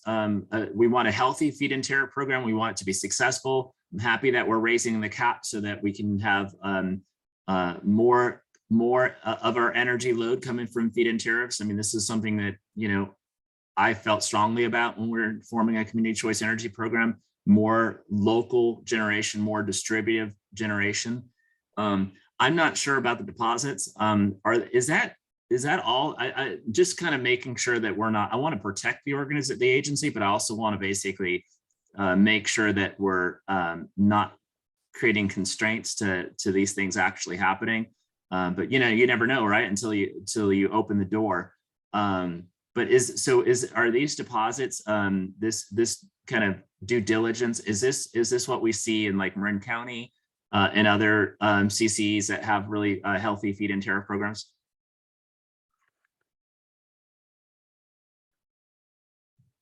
No, I think Nelson and I are playing unmute chicken over here. We're both unmuting. I'll let Nelson speak. I think Nelson to the other CCA programs. I think that's probably where you're going. But Chair, just to note that these are standard kind of contractual terms that we see obviously in the much larger utility scale PPAs.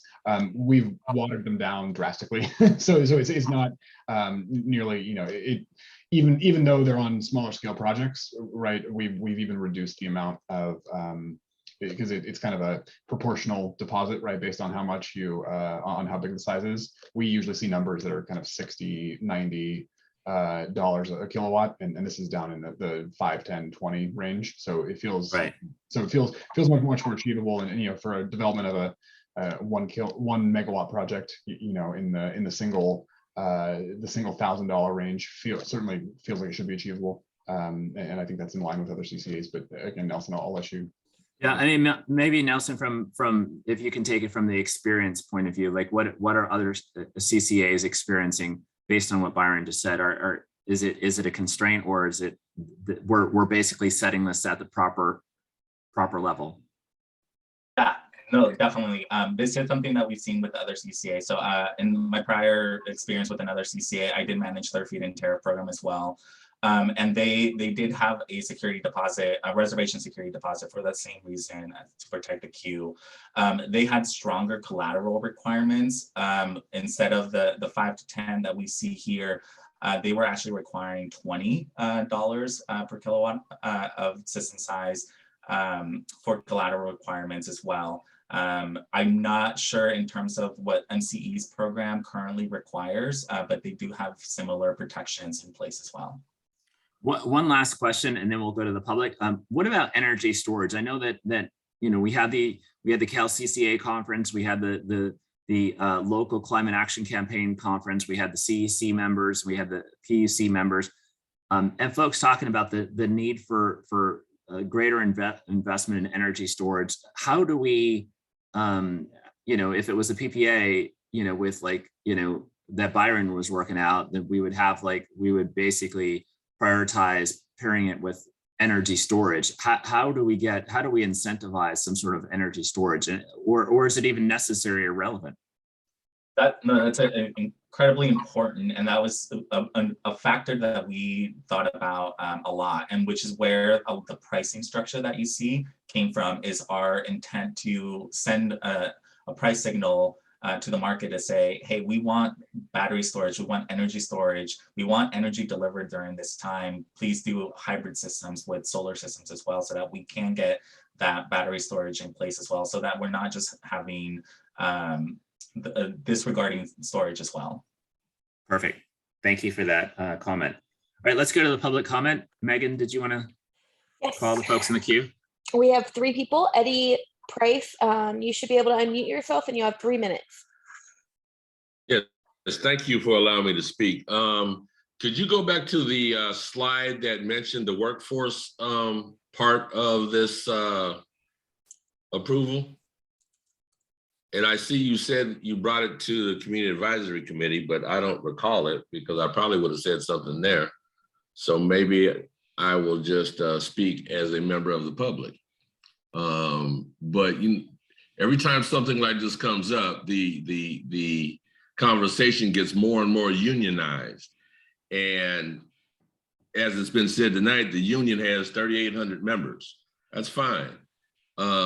Communities of concern have a lot more people, and there's a lot more opportunity. And I don't want to see us hiring just people from Rancho San Diego and Poway and La Jolla and Claremont to work on these projects that are locally based, whether it's in Southeast San Diego, Barrio Logan, San Isidro, or whatever. The wording that we have now, sustainable and inclusive, it actually works. It works for both sides, our side and the union side. And let me say this, I'm not anti-union at all. I believe the union has done a lot of good work, you know, in this country, but I am pro-hood, right? And I have to look out for my community and my community members, whether they're veterans, whether they're people coming out of the penitentiary, whether they're people coming out of church, people with mental health issues, all that kind of stuff. And this, the further we go towards that, you know, as the second bullet point says, encourage. Okay, that's just the first part of the battle. Next, they're going to come next year and say mandate, because that's how it works. And I can't live with that. I have people in my community that are looking at San Diego Community Power as an opportunity for them to thrive. There are a lot of solar companies in this city, in this county, that aren't union members. As a matter of fact, in addition to that, some of them are union members and they receive no benefit from the union. I wouldn't mind going more towards unionization if there was an equity report done, historical equity report done on the IBEW in San Diego, so that they could prove that they're willing to hire people from my community. Putting a program in ECC that they tell nobody about and it's got 12 people in it, that's not equity to me.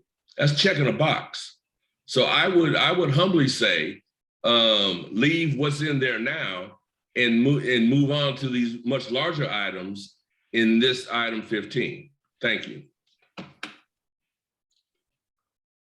Our next comment is from Hillary Hubert. Hillary, you should be able to unmute yourself and you'll have 3 minutes.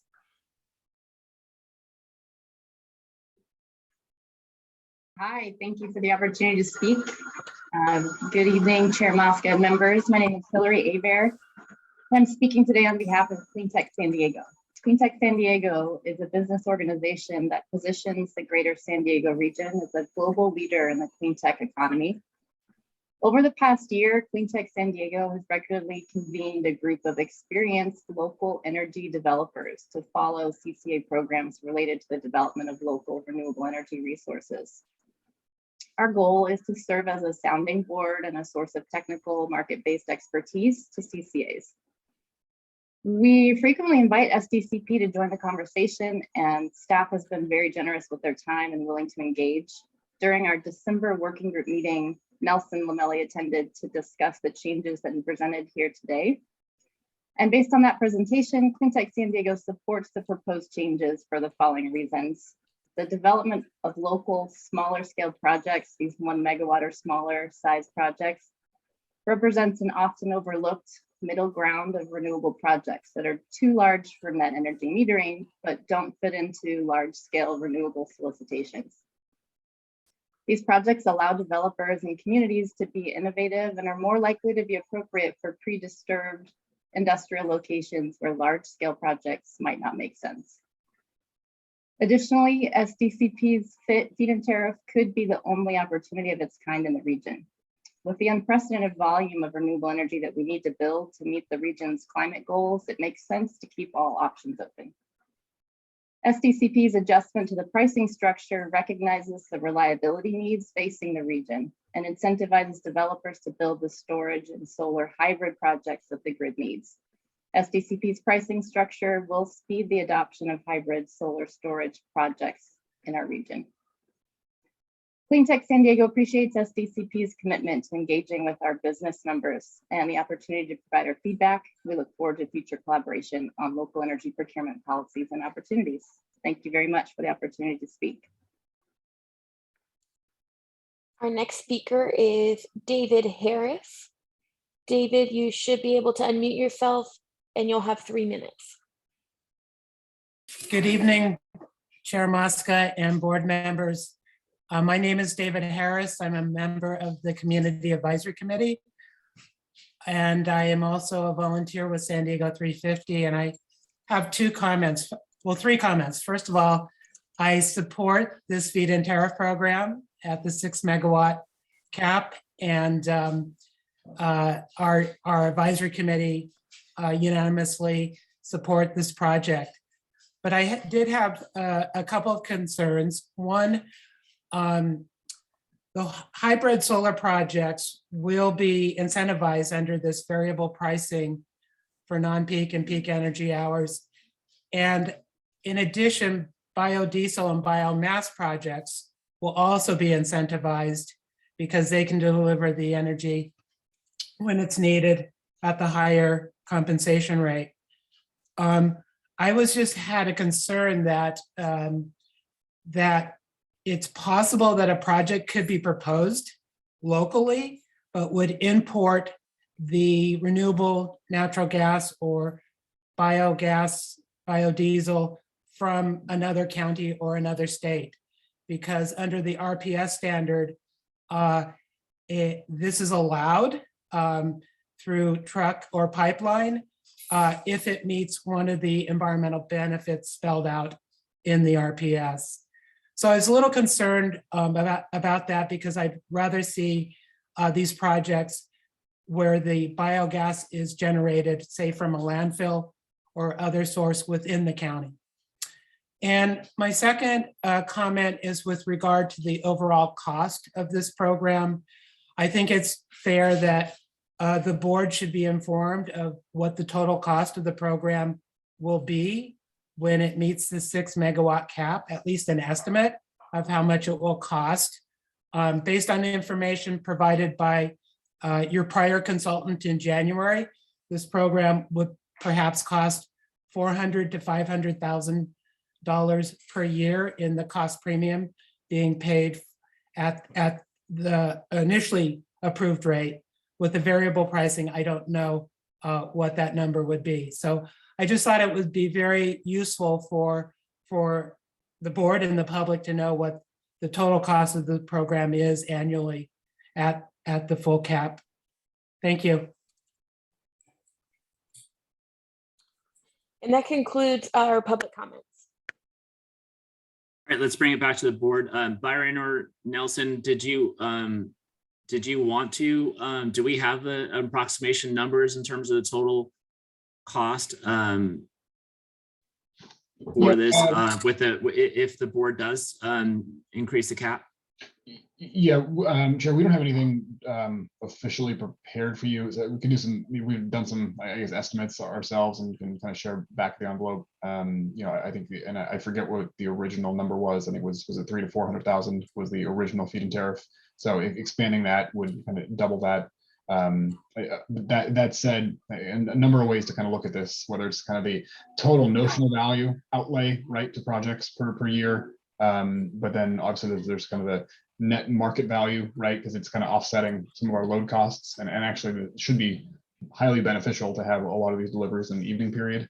Or we could look kind of at an avoided cost, or what it would cost us to build a new transmission line. Yeah, exactly. It's solar and storage elsewhere. So a number of ways to look at it. Total notional, you know, should be in the, you know, maximum of $1 to $2 million per year in notional, just a notional outlay. But a lot of that will be offset in value. So, but we can follow up with you all as you like more. And again, I think Nelson mentioned in his presentation as well. This isn't, you know, if we sign all these 6 megawatts today, they're not going to be online for a couple of years until we're really at scale, and that's a much smaller part of our budget down the road. All right. Any questions for Nelson or Byron? If not, we need a motion on this, and so I'll entertain a motion.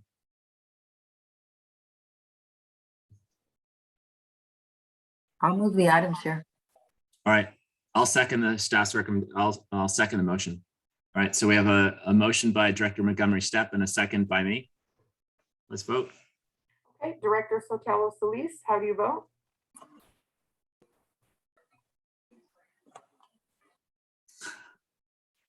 I think she's saying yes. She's saying yes. Okay. Director Montgomery Steppe, how do you vote? Yes. Director Lawson Remer, how do you vote? I think Director Lawson Remer had a hard stop at 7. Okay. Director Aguirre, how do you vote? Aguirre, yes. Chair Mosca, how do you vote? Yes. Motion carries with all directors voting yes.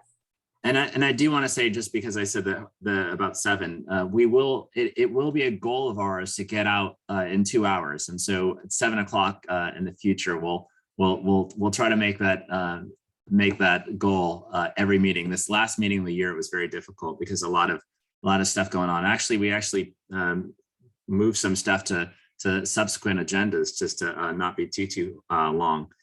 Let's move to item number 16, update on 2022 rate power charge and difference adjustment projected changes. This is the very important one that I think will start the conversation, but we'll continue it into, I think, maybe February-ish. But Cody Hooven, our COO, and Lucas, are one of you guys going to take this item, or is it Lucas? I see you, so.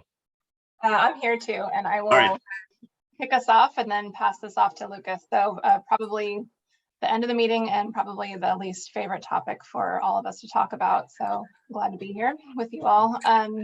So next slide, please. We'll talk a little bit about what we're thinking of for rates for next year, as well as some changes that we're seeing now. So we will be adopting rates and presenting them to your board for adoption January 20th. Now we just changed the date as of tonight.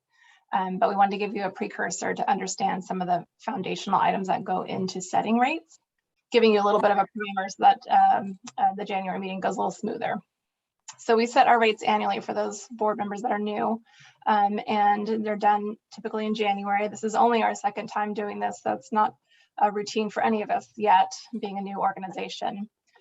This is really also a big staff effort. It takes kind of the brains of all of us, from finance to power to customer and key accounts and across the board. So it's a big effort on our part.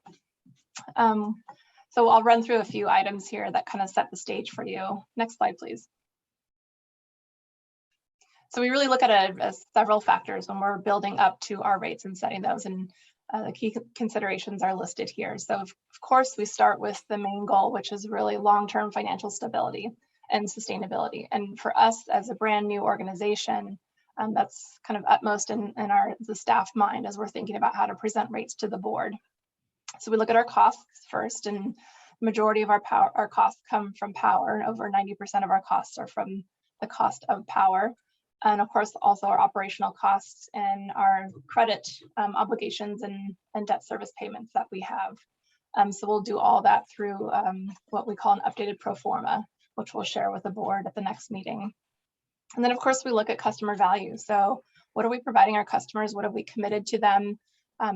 What kind of quality are we providing them? You know, we seek to provide higher renewables, stability for them. We try to be transparent and communicate something that is not the most exciting for most people.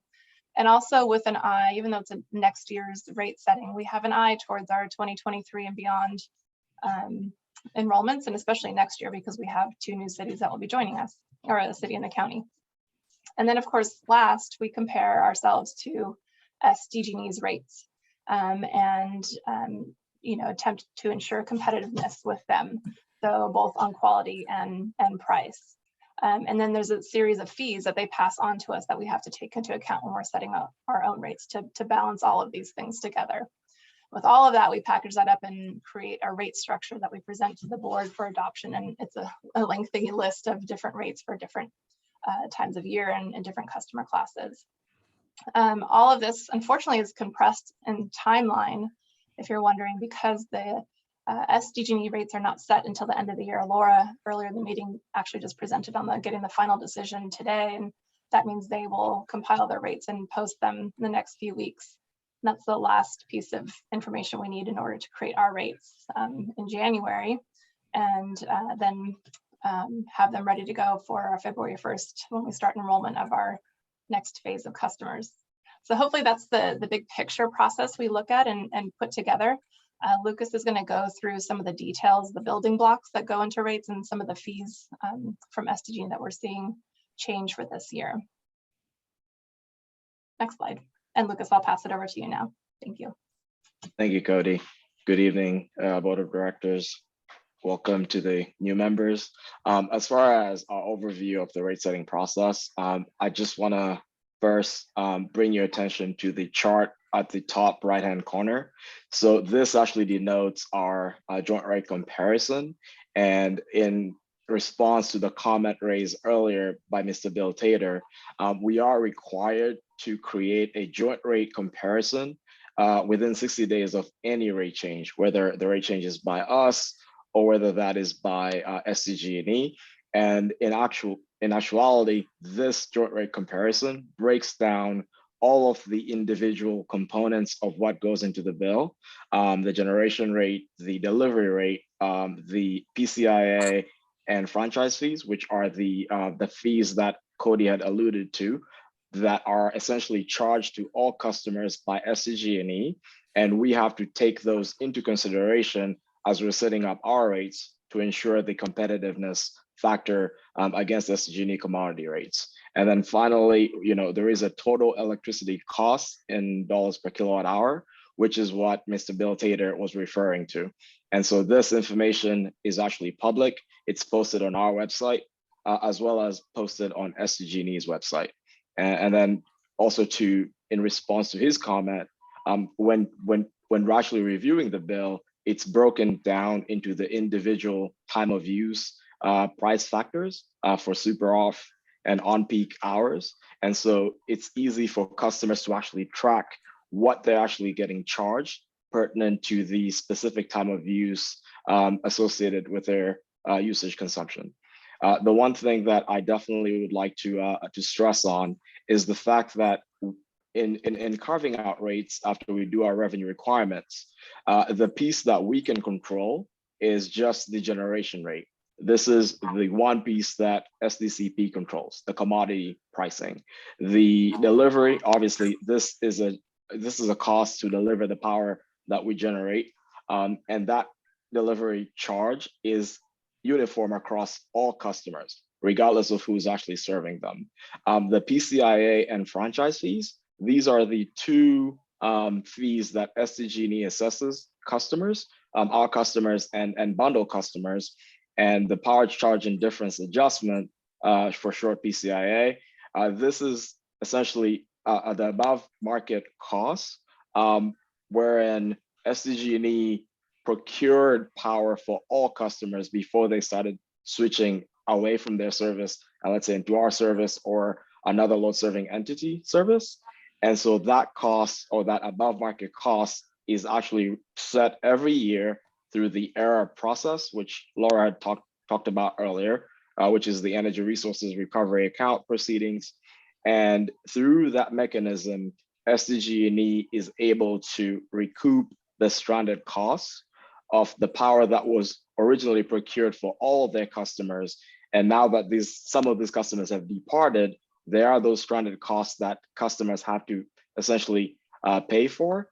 And the one thing to note here is the PCIA, even though it seems like it's a CCA specific charge on CCA specific customer bills, but the actuality of it is all customers, including bundle customers, do actually pay for PCIA. So again, the key takeaway in our rate setting process are, what can we control versus what we can't. And the one thing that we can control is just the commodity rate, whereas the fees that are assessed by SDG&E is something that is outside of our control. However, we have to factor that in to our rate setting process to ensure that we are competitive when customers are looking at their bill in its totality, which is what you see captured on this snippet at the top right-hand corner of your screens. And again, the franchise fee, this is also yet another charge that is assessed for all customers with regards to the rights of, or rather the public rights of way, wherein customers are assessed for having the infrastructure on public lands to make sure that the delivery of power occurs as intended.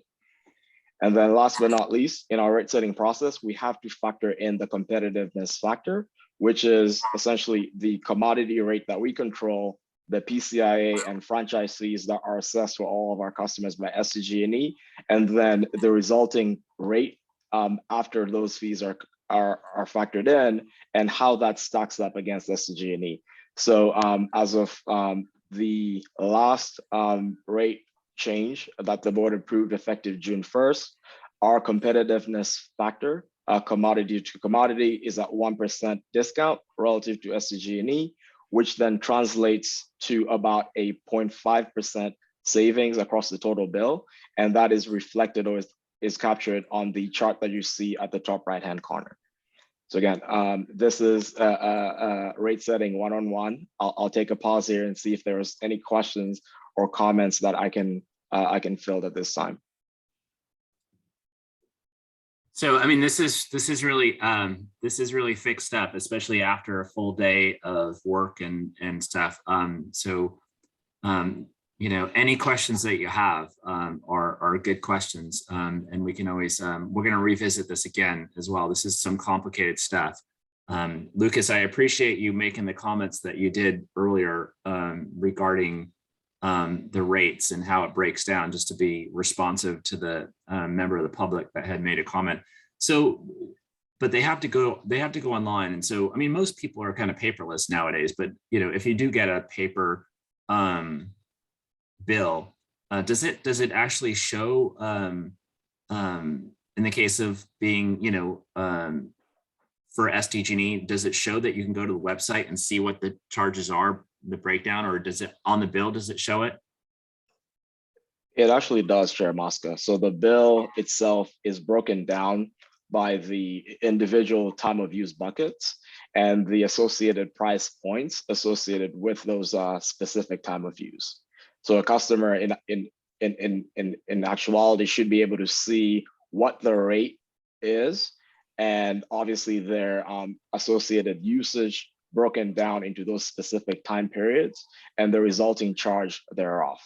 And then in terms of, you know, the overall bill comparison, or rather the total bill comparison mechanics, in addition to publishing these joint rate comparisons within 60 days of rate change, we are mandated by the CPUC every year to send one joint rate mailer that essentially encapsulates the information broken down the way that you see it on the top right-hand corner of your screen, so that customers can see definitively what their total costs, or rather the total cost of an average customer in that specific rate schedule, what that looks like, and how those costs stack up between SDCP and SDG&E across the you know, the two specific products that we have, meaning the base product as well as the premium product, which is 100% renewable. Thank you, Lucas. Any questions for Lucas? Did you, Lucas, did you want to continue? I'm sorry. Absolutely. I was just going to say, we have several more slides to go through that build on this. So questions are great, but don't feel like you have to ask them all now because we'll keep building. Exactly. Thanks, Cody. And then the last piece before I move on to the next slide is the PCIA mechanics, and how that is calculated is reflected on the chart that you see at the bottom, which is essentially SDG&E looks at their total portfolio costs, and then they subtract the portfolio market value, which obviously is priced at the current expected market prices. And then that indifference amount is what actually feeds into the PCIA mechanics.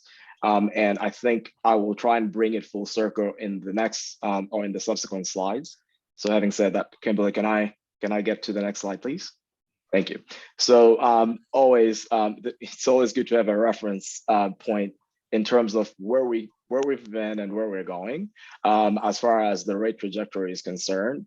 Typically the SDG&E files their error filings, and they did that actually in April, if I remember correctly. And obviously, since the beginning of the year, we've had multiple rate changes. One was the board approved June 1st rate change that the board approved in April. And subsequent to that, on June 1st, we did commence our phase 2 enrollment for all of our commercial and industrial customers. And concurrently on June 1st, SDG&E actually did have a rate change, spelling out the transition from the winter to the summer. On the 13th of August, they did actually submit an approval of the 2022 sales forecast, which obviously is a mechanism or an indication of the rate trajectory in the upcoming year. And as you can see from then through now, they did also have another rate change on November 1, essentially spelling out the transition from the summer to the winter.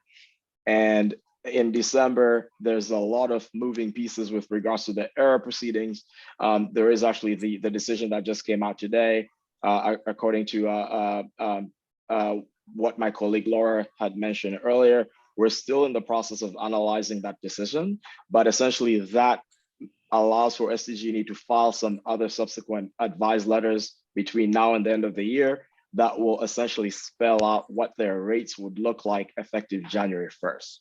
And from our perspective, that just means we're not going to have a lot of celebrations for the new year, because we will be analyzing and pulling down all of those price points to be able to start creating a rate presentation for the board as of January 20th. And it is our goal to actually have our rates be effective as of February 1st, assuming that the board will approve our recommendations accordingly.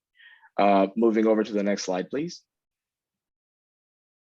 So what you see here, this is just the projections of what we believe the SDG&E rates will be as of January 1st. This does not actually take into consideration the decision that the CPUC made today.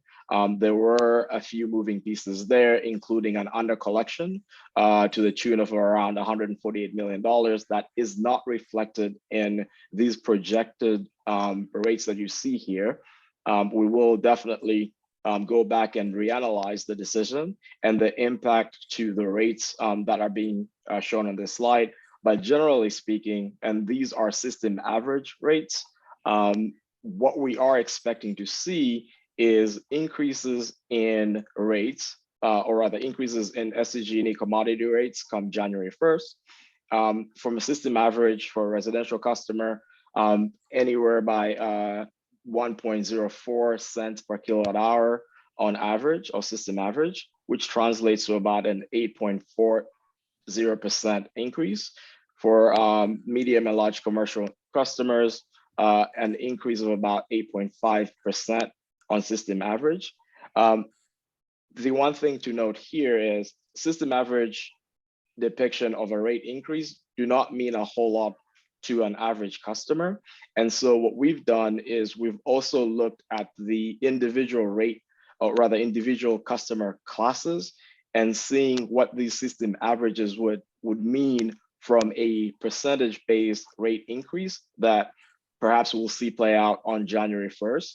And based on the information that we had, obviously not factoring in the CPUC decision that came out today, we are expecting SDG&E commodity rates to increase anywhere between 14 to 18% as of January 1st. This does not factor in that under collection that I spoke of earlier. And if anything, that under collection perhaps might have an increasing effect to the bundle commodity rates come January 1st, but we'll definitely go back, reanalyze the decision today and quantify that for you all when we do the presentation of our proposed rates in the January board meeting. And obviously, the primary driver for the increases, or rather the primary driver for the under collection, according to SDG&E in the proceeding itself, is the rising natural gas prices that we saw in the winter, especially in Texas or ERCOT, along with the Gulf and the South. And that has a direct correlation to the power prices. And that is essentially one of the contributing factors as to why there was that under collection for the most part. Moving over to the next slide, please. Thanks, Kimberly. So for this slide here, we're just essentially trying to capture the projected PCIA, that power charge and difference adjustment for the upcoming year. The chart on the left actually denotes PCIA of the current vintage year for our phase 1 and 2 customers. Again, the PCIA mechanics hinge upon a vintage year. And what that means at a very basic high level is a vintage year is a mechanism that allows for SDG&E to identify when the load departed. And if the load departs between January to June, it's actually assigned the prior year vintage year. And then if the load departs from July through the end of the year, that is actually assigned the current year vintage. So all that to say at a very basic high level is our phase 1 and 2 customers are assigned a 2020 PCIA vintage, and all of our phase 3 customers whose enrollment will start in February of 2022 will be assigned a 2021 vintage. So the chart on the left captures the PCIA values as they are today, and versus what we believe they will be come January 1st of 2022. What we've noticed in the proceedings and the filings that SDG&E has done over the last few months is the PCIA trajectory is actually going to reduce in 2022, especially for our vintage 2021, so our phase 3 customers. And the chart on the right, the top right, this denotes the current state of PCIA in blue versus what we're expecting to see play out in 2022 in orange. And then the chart right below it is summarizing the PCIA trajectory for 2021 vintage correlating to our phase 3 customers. And you can clearly see that there are material deltas or material differences between the reduction in our 2020 PCIA, which is phase 1 and 2 customers, relative to the reduction that we see for phase 3 customers. So all that to say is, what does this mean from a rate setting perspective? It means there is more room for competitiveness as far as our rate setting process goes, but it also necessitates, I would say, perhaps looking at bifurcating rates based on vintage year. And the primary driver for the large or for these substantial decreases in PCIA that you're seeing on this slide are the historically high forward market energy prices predicted for 2022, which obviously then reduce in the prior slide, if you recall, in that equation for PCIA, they actually increase the market value of the portfolio, which then means the indifference amount, which is the PCIA, gets a little bit lower. And so on the next slide, I'll walk you through what all this means from a rate setting perspective for us in the upcoming year. So what does this all mean from a rate setting perspective? It just means that for as long as the rates are projected in 2022 to the commodity rates are projected to go down, and the PCIA, sorry, actually the rates are projected to go up by 14 to 18%, and PCIA is projected to go down drastically, anywhere between 27 to 29% for our vintage 2020, which correlates to our phase 1 and 2, and then anywhere between 60 to 70% for our phase 3 customers. That just means we are going to see an improvement in our competitiveness versus SDG&E. So when we do an overall total across total bill comparison, we have more headroom to essentially in comparison to SDG&E. Several factors are contributing to the increased SDG&E generation rates. One being the increase in the rising natural gas prices, which obviously correlated to the increase in power prices, and then that under collection that I alluded to earlier is also causing for this rather interesting phenomenon that we do expect to play out in the next year. Next slide, please. So then this is the gist of our rate setting process. After taking into consideration all of our revenue requirements for what Cody had conveyed earlier, we've actually tried to simulate a rate setting process at a very high level, utilizing a very basic rate, which is the street light rate, because this one doesn't have any seasonality components. So the starting point after we do our revenue requirements, and let's say, we create, or rather the board gives direction with regards to what the competitiveness factor needs to be. In this illustrative example, we're assuming a 2% discount relative to SDG&E. We factor in the fees, PCI and franchise fees, which obviously are outside of our control, in being able to be competitive against SDG&E. And what you see is the resulting illustrative SDCP rate. So what we're proposing, or what we will be proposing to the board based on the material deltas between the PCI noted for vintage 2020 and 2021, is that in order for us to essentially create equitable treatment for all of our customers, regardless of what vintage year they're categorized under from the SDG&E perspective, is to bifurcate rates based on the vintage, meaning we can set rates that factor in the PCI exposure, fully knowing that for one vintage year in 2020 being slightly more PCI exposure, simply because that expected PCI reduction in 2022 is not going to be nearly as much as the reduction that we are expecting for vintage 2021, is to set two sets of rates to ensure that there are no winners or losers. And so in this illustrative example,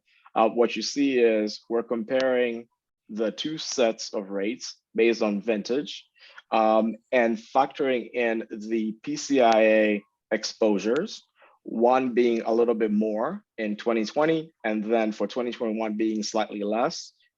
And this, I'm actually referring to the top right-hand chart. And the franchise fee is the same across the board.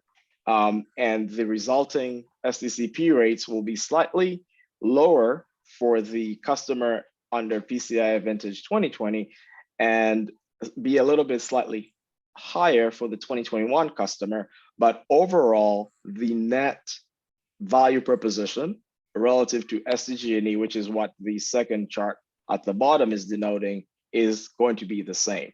So these two customers will essentially pay two different price points, but in terms of the competitiveness against SDG&E, they will both reap the exact same discount of 2%. And in the second diagram, we're essentially comparing, or rather depicting this phenomenon in a visual form, where you can see that for 2020, the franchise fee is all the same between the two vintages. The PCIA, however, is slightly different in the sense that the customer who is on PCIA vintage 2020 is getting more of a PCI exposure as assessed by SDG&E, and hence, in order for this customer to reap the 2% discount relative to SDG&E, the resulting SDCP price has to be slightly lower, whereas for the customer who is in vintage 2021, their PCI exposure is slightly lower, and so the price, or the resulting price, is slightly higher, but overall the net impact is the 2% value proposition being realized for all the customers. So again, I think this is a little bit nuanced. I'll take a pause here, see if there are any questions or comments that I can address at this point. Any questions? So hypothetically, if we had, if the forecast outlook wasn't as rosy, or if the forecast wasn't good in terms of generation, how would we kind of tackle this kind of bifurcation? Because I'm thinking like the flexibility, the headroom within the generations, what's allowing us to kind of kind of have this type of equity, right? Right. I think so. That's an excellent question, Chair Mosca. The bifurcation of rates is actually primarily being driven by the material differences between the PCIA vintages. If we weren't seeing the significant deltas between PCIA in 2021 vintage versus 2020, there wouldn't necessarily be a need to bifurcate rates, simply because if the delta is small, we wouldn't necessarily create any winners or losers.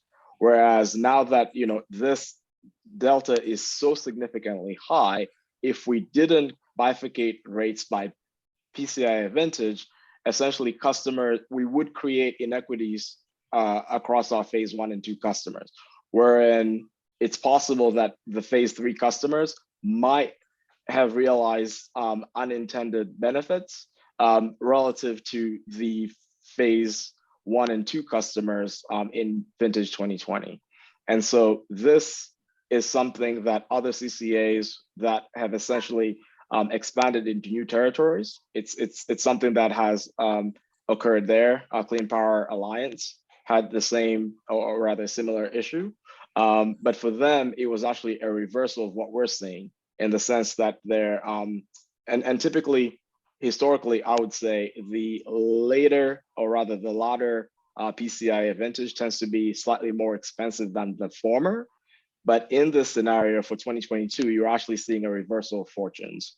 And so for Clean Power Alliance, they actually had to set rates or to bifurcate rates such that their customers also realize the exact same value proposition, regardless of the fact that for their later PCI vintage, the PCI exposure was slightly more than their older, or rather their older vintage customers. And for us, it's the reverse, wherein we're essentially saying, in order for us to administer equity or equitable treatment for all customers, regardless of when they joined our service, that all customers realize or recognize the value proposition intended and as approved by the board, such that we're not creating arbitrary winners and losers in the process. And Chair Mosca, I think your question was Sure. also around what we control, and that on the lower chart, I think, which does a really good job of summarizing probably everything we're trying to tell you. The blue part of that chart is what we control. So that allows us to make the top of those lines the same and have equitable treatment across customers, as Lucas is saying. All right. Any other questions? You can take it back, Lucas. Thank you, Chair Mosca. And now for the finale. Next slide, please. So then, having seen the rate setting process on a very broad overview, what are some of our next steps? Obviously, we are monitoring all of the updates from SCG&E and the CPUC throughout the remainder of the year, which means we're not gonna have the time off on New Year's Eve or New Year's Day, perhaps. But we do also have a check-in call with SCG&E tomorrow, and then another one on Tuesday of next week, to just chat through all of the moving pieces with regards to the finalization of their published tariffs that would spell out their would-be rates as of 1/1/2022. We have heard that there's also a possibility perhaps of a February 1 rate change subsequent to the January 1st rate change. But obviously, I mean, that isn't something that is confirmed or set in stone at this point, but we'll definitely be keeping an eye on all of those moving pieces. And then finally, staff will be recommending to the board to adopt our rate changes for 2022 in the January board meeting. And those rates we will recommend to be effective as of February 1st, once we've known all of these moving pieces and essentially quantified what impacts they will have for the 2022 rate trajectory. And last but not least, given the fact that it's honestly, I mean, this phenomenon that is going to play out in 2022, according to all of our market partners, it's unprecedented. And so there is an expectation that even though the rate environment for 2022 will be very, I wouldn't say very, but it will be favorable for our competitiveness. That is not the new norm. We are expecting a snapback in 2023.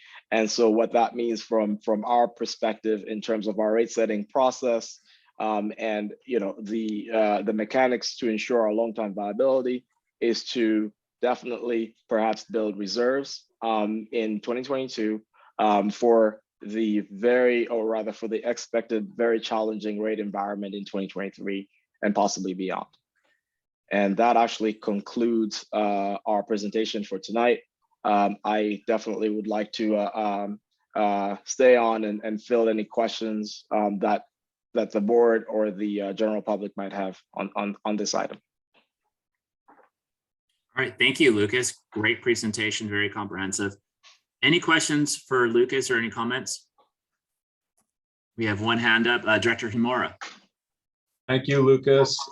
That's an incredibly challenging set of numbers you put together, and I thought you did an outstanding job with systematically going through it. Appreciate that. I think the bifurcation makes sense and keeping it as simple as possible, making something very complicated, simple and fair to the ratepayer. So I appreciate that, and I would support that. As far as overall rates, I think it's great to see SDG&Es going up so much. I would hope that we can continue to undercut them as much as possible, but still maintain adequate reserves. So bring us down as much as you can, still maintain the adequate reserves. Thank you. Thank you, Director Himura. Yes, I mean, we are going to take a look at the decision that came out actually earlier this evening, and with that, we will definitely analyze it, see what we can do in terms of maintaining or even possibly enhancing the value proposition while still being fiscally responsible in being able to support our long-term viability. Any other comments? All right, let's move to the, it looks like we have one hand in the public up. Megan, did you want to call that one person? Sure, Hillary, you should be able to unmute yourself and you'll have 3 minutes. Oh, sorry about that. I meant to lower my hand. Okay, thank you. All right, so no members of the public. Did you have any written comments? There are no written comments. All right, we have one hand up for the, let's bring it back to the board, and Director Montgomery Steppe. Thank you, Chair. I just want to say that I agree with Director Himura's comments. I think it's very important that we stay consistent. I think it's very important that we build our reserves. We did always say that we were going to create a better value for folks. So not only is it that our dollars are not going to, the investors, but coming back into the community, but we still have a responsibility to forecast out and prepare for the future. And it's, as you said, Lucas, it's very volatile right now. We don't quite know what's going to happen. So the more that we can prepare for that, the better. And as long as we can show that value, I think that we'll be good in communicating that very simply to customers. So I just wanted to say that I agree with the director, and that concludes my comments. Thank you, Chair. Thank you, Director Montgomery Steppe. I apologize if I'm going in and out too. I think my connection's kind of weak. All my sons are home now, and they're all on their laptops and iPads and iPhones and stuff. So I apologize for that. But I agree. I think bifurcation seems equitable and makes a lot of sense. And from a simplicity standpoint, I think it makes sense as well. And we created a community choice energy program, as a strategy, in the climate crisis. Am I being heard? Yes. Hello? Yes, you're still here. Oh, sorry. I'm going to go off video and see if I get a little bit more connectivity based on that. it's for us, it's a strategy to combat the climate crisis, to meet the climate crisis. And so for me, it's how do we move to 100% renewable, clean, renewable energy as quickly as possible, distributed generation, all of that. So I'm really, going to focus on that added value and how do we get to that? And so that's kind of a lens that I'm going to bring to this kind of conversation and discussion, up until February when we set the rates. What's SDG&E going to be at? And actually, I already got folks telling me that they've gotten bill inserts saying that they're going up to 18% or something like that. And so that's something I'm going to be focused on. But how do we balance? How do we balance it? I mean, the fact is that if this is an opportunity to kind of put more money into reserves, put more money into programs that ensures that nobody's left behind in this energy transition, I think we should be doing that. That's the promise of community choice energy programs. So, that's what I'm going to be looking at as we move forward. And we're All not. right, any other? I was going to say, we're not asking you for a decision tonight. This is just the first step in the process. There's sort of the educational phase, and next time in January, we'll be completing the process and then asking you to vote. All right, perfect. All right, well, thank you. If there are no other questions or comments, thank you, Cody. And thank you, Lucas, for the presentation. Again, it's very comprehensive and not easy to understand stuff. And I think that you kind of really broke it down for us. And I look forward to continuing the conversation. Thank you, Chair Mosca. All right, so we're at the end of our agenda. Reports by our interim CEO or general counsel. Yeah, just quickly, I would like to thank all of you for being so attentive and so patient in going through all the items we had tonight. It was quite a variety of things, but nonetheless very important things that amounts to millions of dollars and affects hundreds of thousands of customers. So, it deserves the attention, but you were very good in giving us your time and bearing with us to give the information to you so that you could understand it. Would like to, in closing, report that we're going to be dark from Christmas to New Year's. So it's approaching that time of the year. Also like to thank the new members for coming tonight. There will be a quiz on all the acronyms, but we give you the answers in the back of the book because all of the agendas have 2 or 3 pages of definitions so that it won't be that difficult when we do it. We give you the answers, and that appears in every agenda so that hopefully you can start to get a handle on what all this Greek that we're speaking really amounts to. And last of all, I think on behalf of the staff, we want to thank you for all the support and during the year and helping us sort of put this thing together, and we wish all of you a happy holidays. Thank you. All right, well, thank you. And our general counsel. Thank you, Mr. Chair. The only comment I was going to make is to wish everybody a happy holidays. It's been a great year. And I wish you a great time with all your families, the board, staff, and everybody else. Thank you. Thank you, Ryan. And thank you, Bill. I did want to make sure that we spend a moment and just loving on Director Montgomery Stepp and thanking her for her service as a founding board member and all the hours that she's put in. Thank you so much. I'm gonna put my camera on so I can clap. I get a whole sign. Thank you. Just real quick, Chair, I just want to thank everyone, every single member of the San Diego Community Power staff, general counsel, you, Chair, all the members that are not here this evening. It is, going into the holidays, so I certainly understand that. But this really has been an honor to serve. I do have, I was appointed this year to serve on a state task force, the reparations task force. And it's a really, really intense, and I really think that is I have to put a lot more time into that just based on the gravity of that whole conversation and how it will probably become, something that the national folks are looking at. And I just, if Joe LaCava didn't serve with me, I don't know if I'd be as comfortable, right? But passing it over to Councilmember LaCava is really, really, I have all the confidence in the world that he will do 20 times better than me because he is very smart, very thoughtful, very compassionate. And this is just right up his alley. So I'm grateful to see him in this role. So thank you, everyone. Thank you very much, Monica. I've really enjoyed working with you, and I've learned a lot. And is Joe an attorney? Are we gonna continue I think we had like 4 of the 5 attorneys. Like I said I'm grateful he's gonna break it up. He's an engineer, so he's gonna break it down, and be a lot more precise and not like us. We just continue to not like us who talk all night. All right.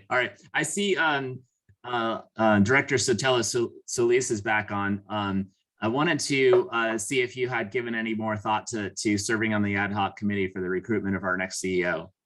Okay, so being as how we do have committee commitments that we have to fulfill, but also too, I think this is a very important position and opportunity to help shape the future of, SDECP. I would like to raise my hand to be part of the executive director recruitment committee.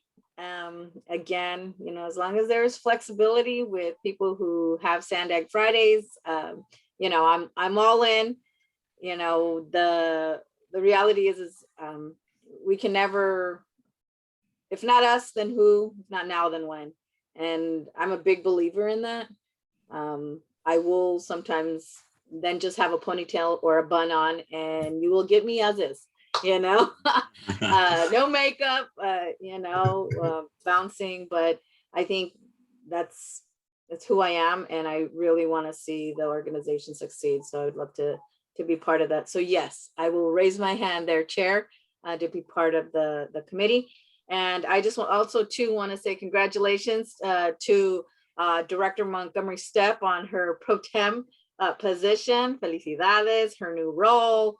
And man, I get on a committee and now she's leaving. So whatever. I don't want to be with her anyway. I know. I know. Right? I know. No, but I think that's the cool part about this group. I think you hit it on the head earlier, Chair. This is a pretty cohesive group.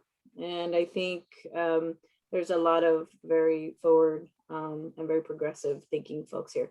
So look forward to the conversation and the dialogue. Thank you again. And I love my background. Thank you, Rita and Cody. This is awesome. I don't know if they change often, but this is Pepper Park. There at the Port of San Diego. So, bueno, gracias, Chair. Awesome, thank you so much. Okay, Bill, put Director Sotelo Solis on that ad hoc committee, please. Happily. All right. Well, before I end, I want to say happy holidays. It's been amazing this year. We've accomplished so much this year, and there's so much more to do in 2022. And I look forward to working with all of you and even expanding our team in 2022 to meet all the demands and needs that we're going to have. Launching 700,000 customers in 2022. It's a big task. So have some fun. Relax, enjoy your family, and have an awesome holiday season, and see you guys very soon. Bye. Bye.